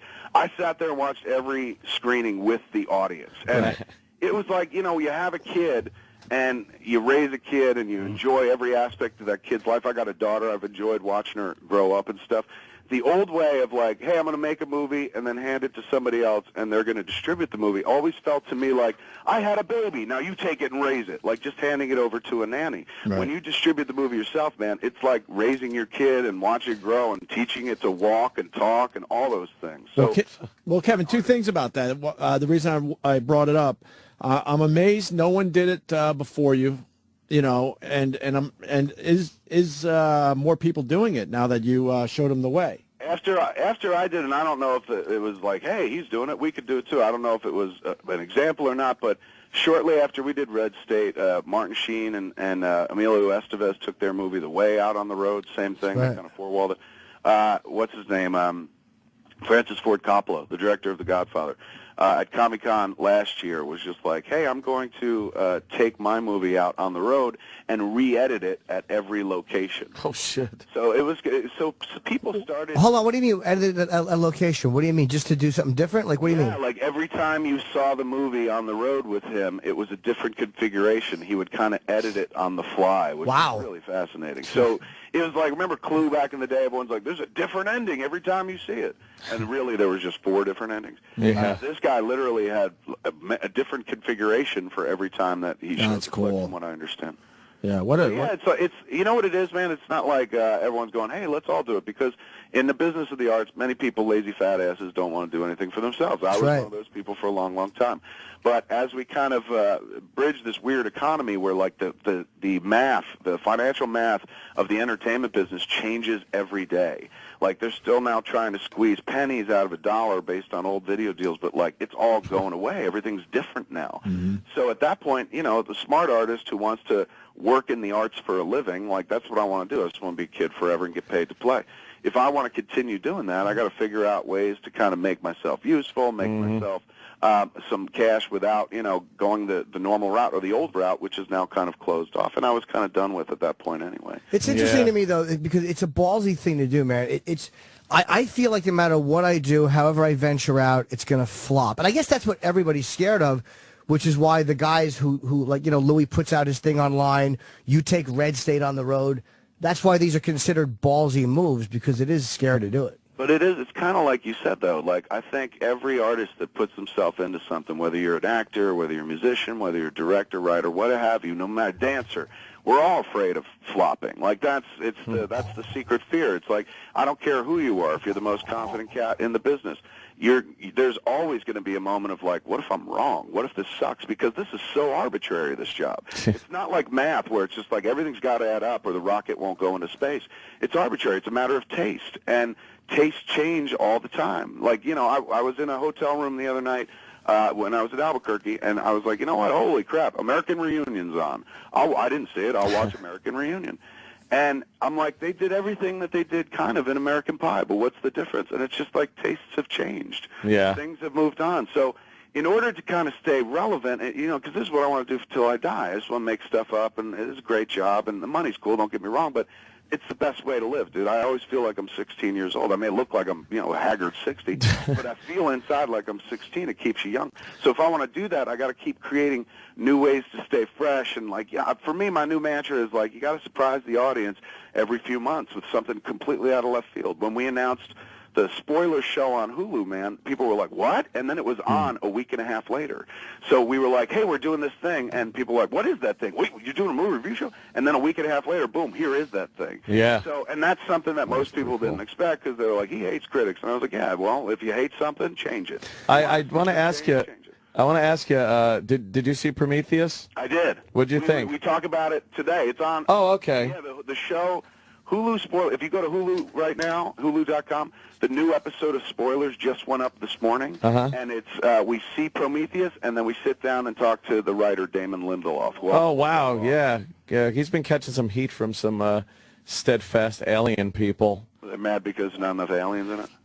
Yeah, I guess because it was supposed to originally be a straightforward prequel, and then they decided to make it kind of a prequel and a standalone story because they were going to go in that direction, and then doing both kind of did neither, almost. I don't know. Yeah, you know, when you watch it, like I remember I sat down, I was looking for aliens, and then it turns out, oh, it's Alien, which makes sense because Ridley Scott made it. Yeah. So if you're looking for, you know, the bang slam of like, aliens, and like, why don't you put her in charge? All that stuff. Yeah. Just rewatch Aliens. But this one is closer to the tone of Alien in as much as it's definitely more like gothic haunted house movies. Yeah, definitely. That's what I thought. There were just a couple of aspects of the story I was kind of like, not sure about a couple of things. Visually, it was fucking amazing. It was like a 70s album cover. It was so beautiful. Yeah, 70s album cover. It was on the IMAX screen. The Prometheus landing sequence was fucking unbelievable.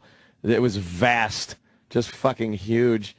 And yeah, but the story, something about it was just kind of like a little disjointed. I don't know. Did you think that Prometheus landed on its engines? Like it had these kind of rotating engines that allowed it to do like was that helicopter that goes? Yeah, like an Osprey or a Harrier jet. Like a Harrier jet. Yeah. But I'm watching it land, and I was like, wait, where's the landing gear? It looked like it landed, like its engines inverted and then landed on it turned, and the engines almost had like landing gear on the bottom of them. Yeah, it was weird. Looked great, though. It did look great. And to me, it actually made more sense. I'm like, wouldn't you want your engines right on the ground for takeoff? Because that would thrust you a little harder. You would think. I was doing a little science in the sci-fi. I was also thinking of, the other day I started thinking about Predators, because I was, the Alien Predator thing and all that. And you start really thinking, like, the Predators have ships. Right. And they had to be fucking built by somebody, but the Predators themselves are so like almost native, savage kind of things with technology. But did they build it? Are there the fucking Predator bean counters that have to make sure that the ships come in at cost? What's that? Well, think about it. In every culture, there's going to be the strong and the weak. So obviously the Predators that we see from their culture are the dominant, and then there are a bunch of dudes who are more cuckolds, if you will, who are like, they look like predators, but they're like, you do the dishes. Yeah, they never show those predators. Or the guy that's being yelled at by his boss because the fucking, the little shoulder-mounted laser thing didn't come in at cost. Or you never see the scene where the predator can't work the fry machine at McDonald's. yeah. It's just, I don't know. They never show those guys. And the big claws on him doesn't seem conducive to turning nuts and bolts. I don't fucking someone know. back on their planet with smaller fingers. Maybe that's it. Another species. Did you see Predators when they put everyone on a planet with a bunch of predators? Yeah, I thought that was pretty cool. Yeah. Yeah. They keep trying to find new ways to be like, and now this thing meets this, and now it meets this. Yeah. But I'll go with it, man. Like, once you like those characters, you're like, all right, I'll see this permutation. Yeah, hell yeah. So what's the deal with the high school kids or something? You got something going? Roland was saying that. Like, you're involved in some project that some kids are doing? That's Bindleston. Is that been? Oh, okay. I thought it was something. No, I swear. Me and Jimmy are looking at each other like he might have had a stroke or something. No, I thought it was a different. I thought it was a different Oh, project. okay, yeah. Kids and the boys. What about the Oh my God! Me and Jimmy something looked about at a each suit, other. Dress. Yeah. No, I thought it was something. I thought it was a different project. That Yeah, Roland was okay. talking Hey, about. man, have you talked to Jerry Bruckheimer since you guys... Shut up. I want to see. We got a copy of Bindle Stiffs. I can't wait to see it now. Dude, it's funny. Watch it. I'm serious. I wouldn't lead you wrong. It's fucking funny. You will laugh. You'll laugh hard, and you'll be like, holy shit. Can I do screenings until you get here in August? I'll set up a few places and. Hell yeah. Help us out, brother. I know my doorman would love a copy of this movie. Oh yeah, Mr. Bootleg. All right, my doorman might bootleg movies illegally. I don't know. $10 a pop. How much do you charge? He fucking hits me up all the time. He's like, I got a really good copy. They're not talking much. They're not talking much. It's unbelievable. Shot over somebody's fucking shoulder in a movie. Oh, I guarantee he has Prometheus already. But it's like, you see some people's heads for a little while, but 10 minutes in, it's great. I got one of those guys in my life. Can I tell something real quick? Yeah. We started a YouTube channel not too long ago. It's called YouTube/CSMOD, SEESMOD. And there's clips on it, man, I think you would find fascinating. There's me singing Grease. There's me in we do a show called Smarchive, and it's basically all video clips from the past, everything pre-Clerks, things that led us up to what we do for a living. Oh, so wow. the first one we did was like me and Muse had a video camera, and we were just driving around one night. I'm 20, he's 16, and it's unbelievable. Wow. It's like he is a proto version of Muse, and it's me without a beard talking in a very thick Jersey accent.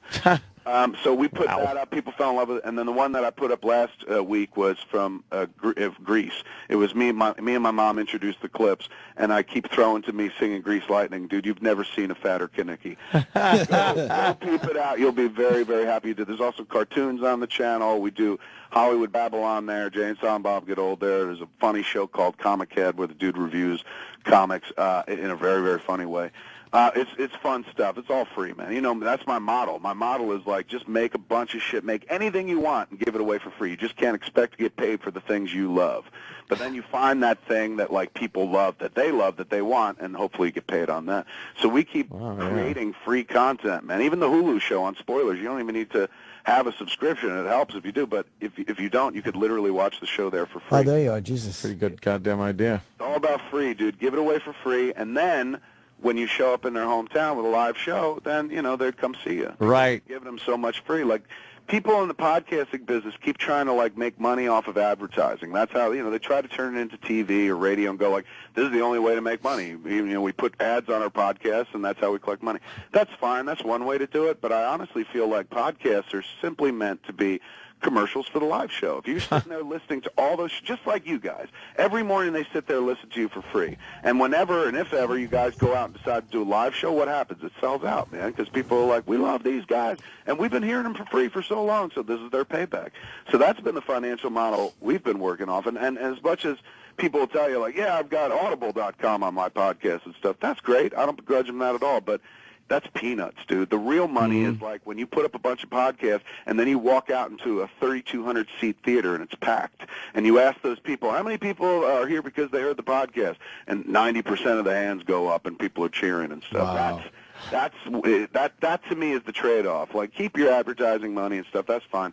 I just want to put asses in seats when we go on the road, and so far our audience has been fantastic about it. So we keep just generating free content for them. For years it was all about, here's my movie, pay to see it, or buy the DVD. Now it's like, go to our YouTube channel, watch all the crap there for free. Go to smodcast.com, listen to all that crap for free. Go to Hulu, watch spoilers for free. And it just keeps building, man. And because of that, then we could go out on the road and sell more shows. It's amazing. A brand new type of strategy. He's onto something good, man. Though. It's the oldest strategy in the book. Artists, like music artists back in the day, they play their song on the radio, and then when they go tour, you go see them live. Same kind of thing. I think you might be onto something, Kevin Smith. It's working so far. Yeah. And even if it's not insanely lucrative, which, by the way, it is, it's fun. More than anything else, I'm having a good time. Like, every morning I get up and I go, what do we do today, man? Like, because you just keep creating stuff, put it in motion, and see what happens. Fucking, that's great, man. Very all right, good. boys, I'm sorry, I monopolized. No, not at all. I'm going to call you when I'm in L.A. I'll be in L.A. at the end of June. Please do. And there is, just to put a pin in it, there's some action on Hit Somebody, so I'll let you know about that soon. Oh, yeah, good. If there's any dialogue, I can start going over. Totally. And I want to give you enough heads up where you can build some time into your schedule and whatnot. And I really want to do it with I'm going to do my best Quincy impression. That's the character I've decided. Do it again. Quincy, it's going to be all Quincy. We got to hit the puck in the net, Sam. I love it. The ice was melting. I think the best thing to do here, because Kevin's got so much going on, that Kevin Smith on Twitter is the easiest way. There, yeah, I'm always on Twitter. Hit me up there. Or smodcast.com, obviously. Or Hulu. Go to Hulu and watch spoilers. I tell you, man. All right. It's a fun show. And they can watch it right now. All right, let's do that. That's great. All right, boys. Thank you so much. I'm going to be, when I'm in, I'm going to come and hang out with you guys for a long time. Sorry about the Yes, Devils. sir, by the way, yes. Sorry about the Devils. No, dude, no. You've got to believe. Believe in Brodeur, bitch. He is tough. He's showing people up, dude. He's out there windmilling, he's flopping and stuff, he's stacking the fucking pads, and you'll find no end of people who criticize. Well, he's 40, he's stacking the pads. That's his only move. Meanwhile, he's fucking fighting for the Stanley Cup. The guy's the greatest goalie in the world right now. Give it to him. All right. Well, it's given to him. Oh, yeah. It has been given. All right, Kevin, we'll see you when you come to New York. See you, buddy. Thanks, boys. Kevin Bye, Smith, man. everyone. And we'll break and He's we'll right, finish though. up next. He's fucking right. Yeah, I know. He's I right. know. Well, we got a great agent. He does. The agent, we got to we got to push the agent. We tell the agent, this is what you're doing now. I don't rely on them. Yeah. No, I don't trust any of them. I'm in on everything with my fucking career, honestly. See, but Kevin isn't in a position also where he's got to answer to a company like this place. We can go out and do what we want, but they're all going to be down our fucking necks. No, I don't mean that. But if we want Bob to do something, we got to get on the phone with Bob and go, this is what we want, and we want it by Tuesday. Right. And that's it. And then follow up at management and go, did Bob talk to you? Did you talk to Bob? Whatever the fuck it is. Yeah. Stay on top of all of them. I don't let any of them fucking breathe. I agree with you. I agree with you, Jimmy. We're going to come back with another Susan Waldman clip. Oh, nice. That Travis just handed me. Is it good? No, it's terrible.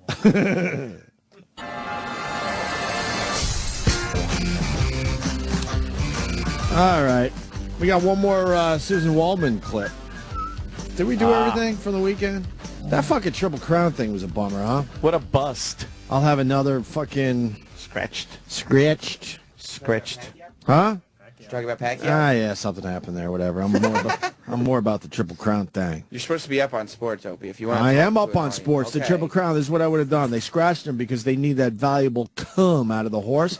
So I would have squeezed the balls of I'll have another and get all the cum out. So Personally? they can make. So they can. Yeah, what the fuck, man? $1 million horses that's going to produce. Multi-million-dollar horses. So you squeeze the cum out of I'll have another. You freeze that shit so you can make more thoroughbreds.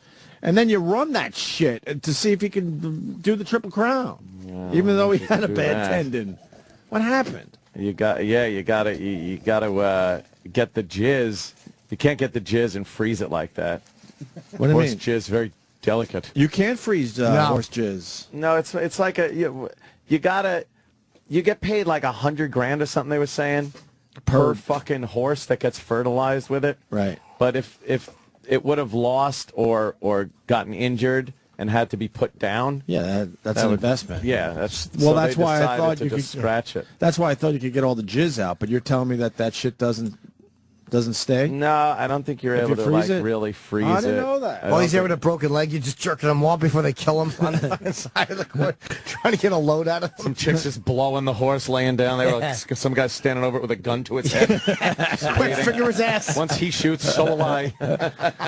What was the tendon injury? Do you know? What did it step on? Tendinitis. Tendinitis. Just had some tendinitis. So you run that shit. Run it out. Walk it off. I think that's a part of it, though, man. The amount of money they would lose if he fucking died. No, that's exactly why they did it. I'm fucking around, but you gotta protect the sperm over having a triple crown. Yeah, definitely. That's where they make their money. Oh wow, that's a drag. Who ended up winning the race? I didn't give a fuck about couldn't give a Belmont shit. because of this whole thing. I didn't do anything. That they were so bummed out. I heard on the news that they were expecting 100,000 people at the event. Yeah.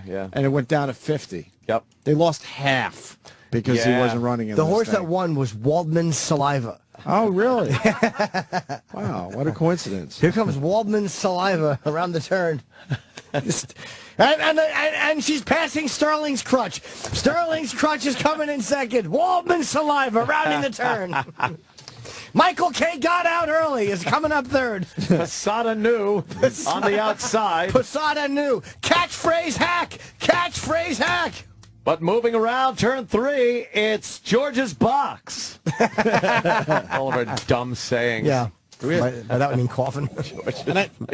And because Sam was being a wise ass, I know about the Pacquiao thing. But boxing is fucking, it's corrupt as all hell. We all know that. What's the surprise here? Another fight that should have went the other way. Stinks. We can play all the audio, but that's what boxing does. They give a fuck about the money way more than the actual sport itself. So now they set up for what? The rematch, which is going to be a lot more money for everybody. And people are blaming the athletic commission, which I know it's them, but don't think that boxing doesn't have a tremendous amount of influence because of the amount of money they bring into Vegas. There's a lot of behind-the-scenes stuff, and I wouldn't be surprised. Oh yeah, it's the Fertistas, the non-union casino, and that's why the shitty unions here are protesting MMA in New York. But I guarantee you somehow fucking boxing is behind that. Yeah. Boxing does not want MMA legal everywhere. It's a dirty sport. They'll take too much of their cut Absolutely. from what they're making from boxing. But there's no surprise here. Everyone's outraged. It's like, really? This has been going on for what? We get one of these every other year. It's a horrible decision. I was telling Jimmy before the show, UFC, rarely is it a bad decision. Right. Rarely. Can you name one off the top of your head? You watch all the time. No, I mean... you know what I mean? John Jones the victory being taken from him because of the elbow, which was illegal, but that annoyed me. But I mean, that might have been the right call, technically. Right. He should be 16-0 or 17-0. Yeah. I mean, so you want to play the audio from Pacquiao? God, hard to say for me. We don't need to, right? Well, what's the audio? Is it them objecting? Oh, it's the judge's decision, the announcer's commentary. Oh, yeah, I would like to hear that. I'm actually curious. All surprise. Tim Bradley's post-fight interview, basically saying, what the fuck? And then Bob Arum going, I don't know what the fuck happened. Arum's a cunt. Oh, geez, this is wrong. We better have a rematch so we can see who really won the fight. Yeah, he's a cunt. It's all so predictable. Michael Buffer is standing by with the official results. Let's go to him right now. Ladies and gentlemen, here at the MGM Grand, we go to the scorecards. Jerry Roth scores about 115-113 for Pacquiao. C.J. Ross scores it 115-113 for Bradley. And Dwayne Ford scores it 115-113 to the winner by split decision. And new WBO welterweight champion of the world, the Desert Storm, Timothy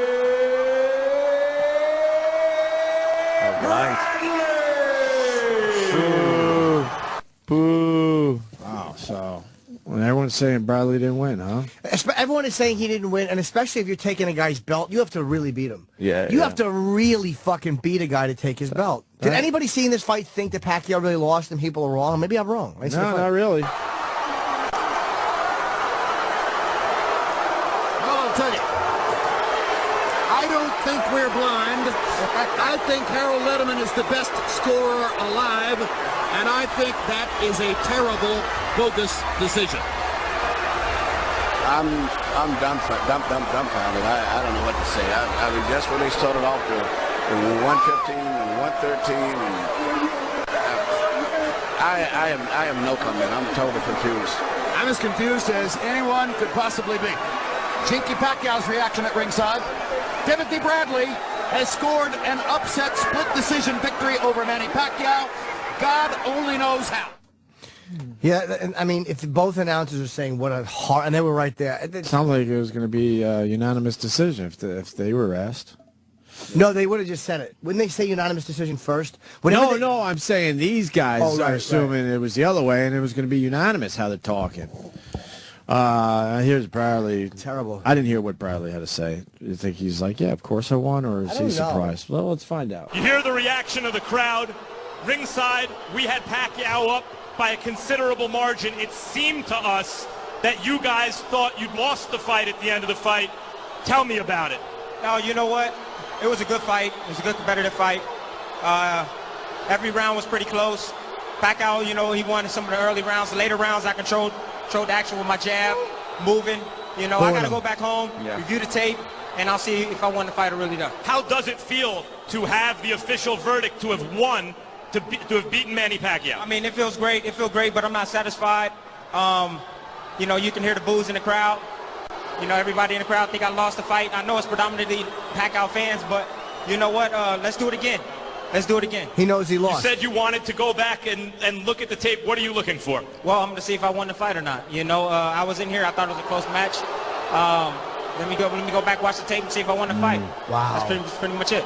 An honest answer from an honest fighter. You almost feel bad for him. At least he told the Bradley. truth.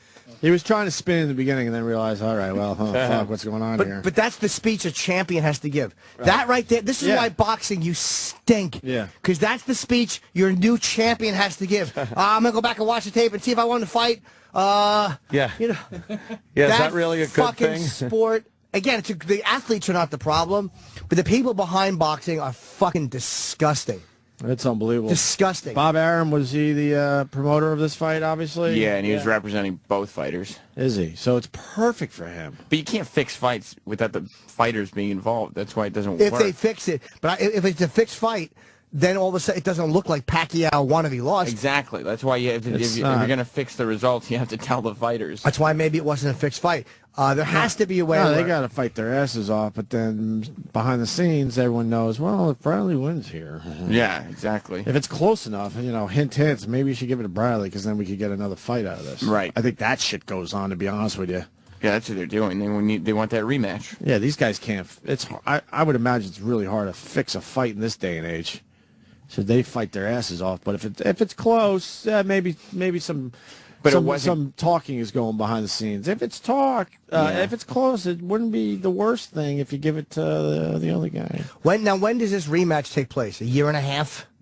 November? Yeah. Okay. Right away. Here's Bob Arum. This is a fight that people, respected people, scored an 11-1, 10-2. Everybody was talking how Bradley was trying hard. I didn't know Bob Levy was promoting fights. But it was a mismatch, and then to hear scores like we heard tonight, it's unfathomable. Unfathomable. You look at the punch stats, you look at, with your own eyes what you saw. I mean, there's no way I can explain it. Now, I've been in places where there are hometown decisions that are outrageous, but week, you knew what was happening. I don't think anything was happening here, except these people don't know how to score. Wow, that's Bob Arum? They really don't. Wow. They really don't. Two of the judges were judging fights when I first came to Las Vegas, and the truth is they're too damn old to judge anymore. That's the truth.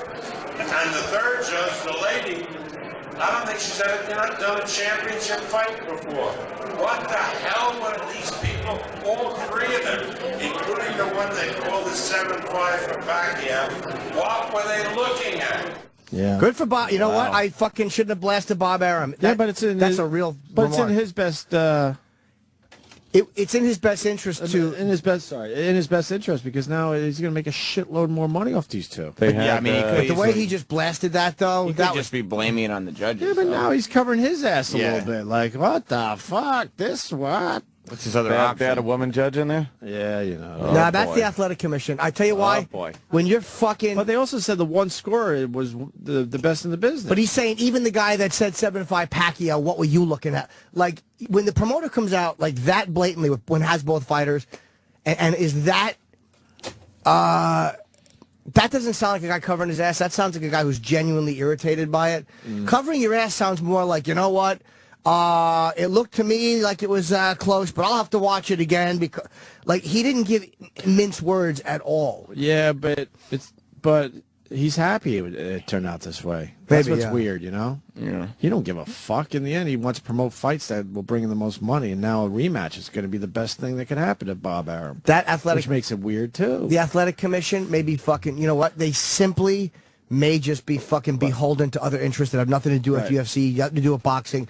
Big gamblers who maybe run things behind the scenes or big odds makers may have a lot to do with what these shithead athletic commission people. But my dumb point when I saw the headline, I'm like, oh, this again. Yeah. We've seen it a million fucking times. No surprise. And do boxing fans actually want to see a rematch of this now?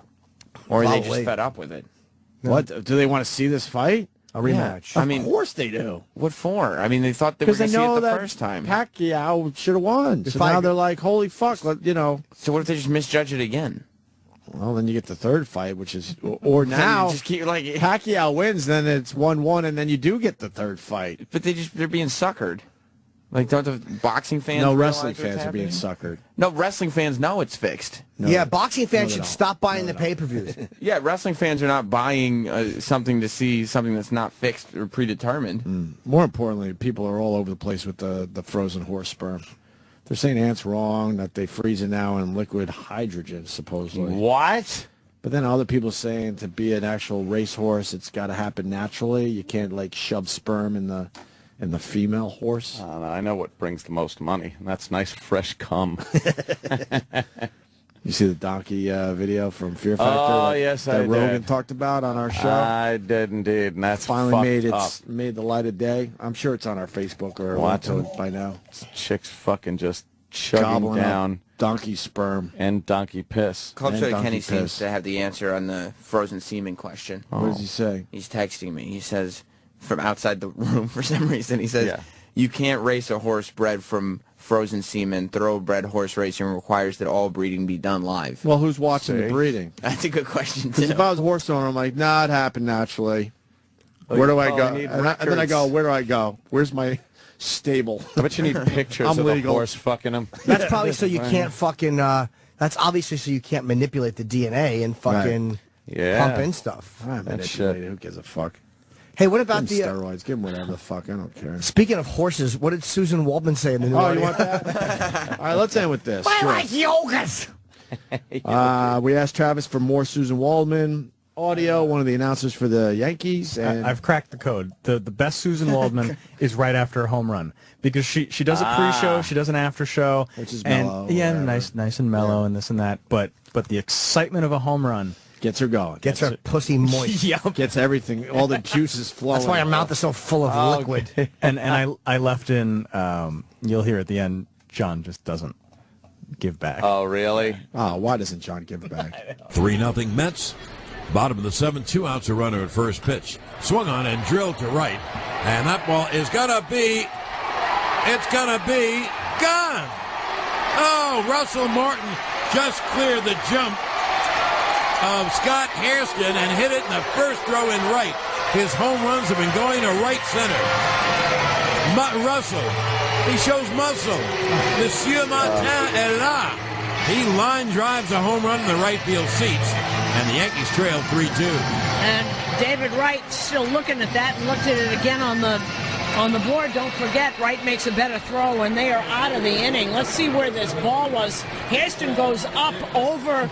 Well, the ball hit the top of the wall and bounced into the stands. Hairston didn't miss it by much. It went just to the glove length, about right to the right of the glove, about the length of a glove. He was in the wrong spot. There's Jason Nix. Hits ground ball. Shit. I won't kill her on that, because to me that was legit what she said. She was just painting the picture of what happened. But that fucking Sterling, he hates her. Nothing. Dead silence. She gives him 30 seconds. Shut up, bitch. of information. Yeah. He just doesn't have any of it. Yeah, they're all of a sudden they're going to talk about Knicks. What is he? Nixon off? What is he, with the New York Knickerbockers or something? I'm going to compile a lot of That was a glove length. How about a glove width or something? It's so bad. Horse seaman says, what are you doing? Are they little horses that are out there like in the Navy or something? Right, Or seaman. something. Sure, seaman. Yeah. Oh, man. All right, y'all. So, hey, hold on, I finished. Hey, sister, how was Nicole's wedding with mashup? Did you have mashed potatoes or something? Oh. There were no mashed potatoes. You did go, though, right? Waldman. Yes. It was a lovely affair. It was a good party. Did she get That's drunk? all I need to hear. She got, yeah, she was intoxicated. Sister, how come she wasn't out of intoxicated or something? Out of intoxicated? Just say out intoxicated. If she was intoxicated. Yeah, he says out of toxicated. I didn't say in of toxic. No, in no, or you out, didn't. not out of. You didn't. Moist mouth. It was fun, though. That's good. Oh, my God. Hey, how come you're eating blueberries or something? Why aren't you eating red berries? What? What's Chuck Berry? That's not funny. Why would you say that when it was a glove length away, Anthony? Sorry, Chip Waldman. So I wanted was a saint on earth or something. Or something. Why would she exclaim or something? Force a habit. Yeah. Yeah. Granderson looks like he looks like the guy that would help my mother with the floorboards. Or something. Or something. Or something. How come I'm Chip Waldwoman or something? No, you're Chip Waldman. Yeah, you're a man. For this one day. The one day. Yeah, don't count on it. It was supposed to be a one-break character or something. I feel this one catching on because I feel like Daffy Duck or something. Of people tweeting you? Why is the succotash suffering or something? Why don't they put out his misery? Oh, my God. Suffering succotash. Or suffering succotash. Is suffering succotash from upstate New York or something? Suffering? Yeah. Oh, Chip Waldman's kind of fun. No, she's not. He's not. Haha. She. Cocksucker. Shut the fuck up. Fuck. The Opie and Anthony show is pretty much over. But if you feel like sticking around after 1A Live is next.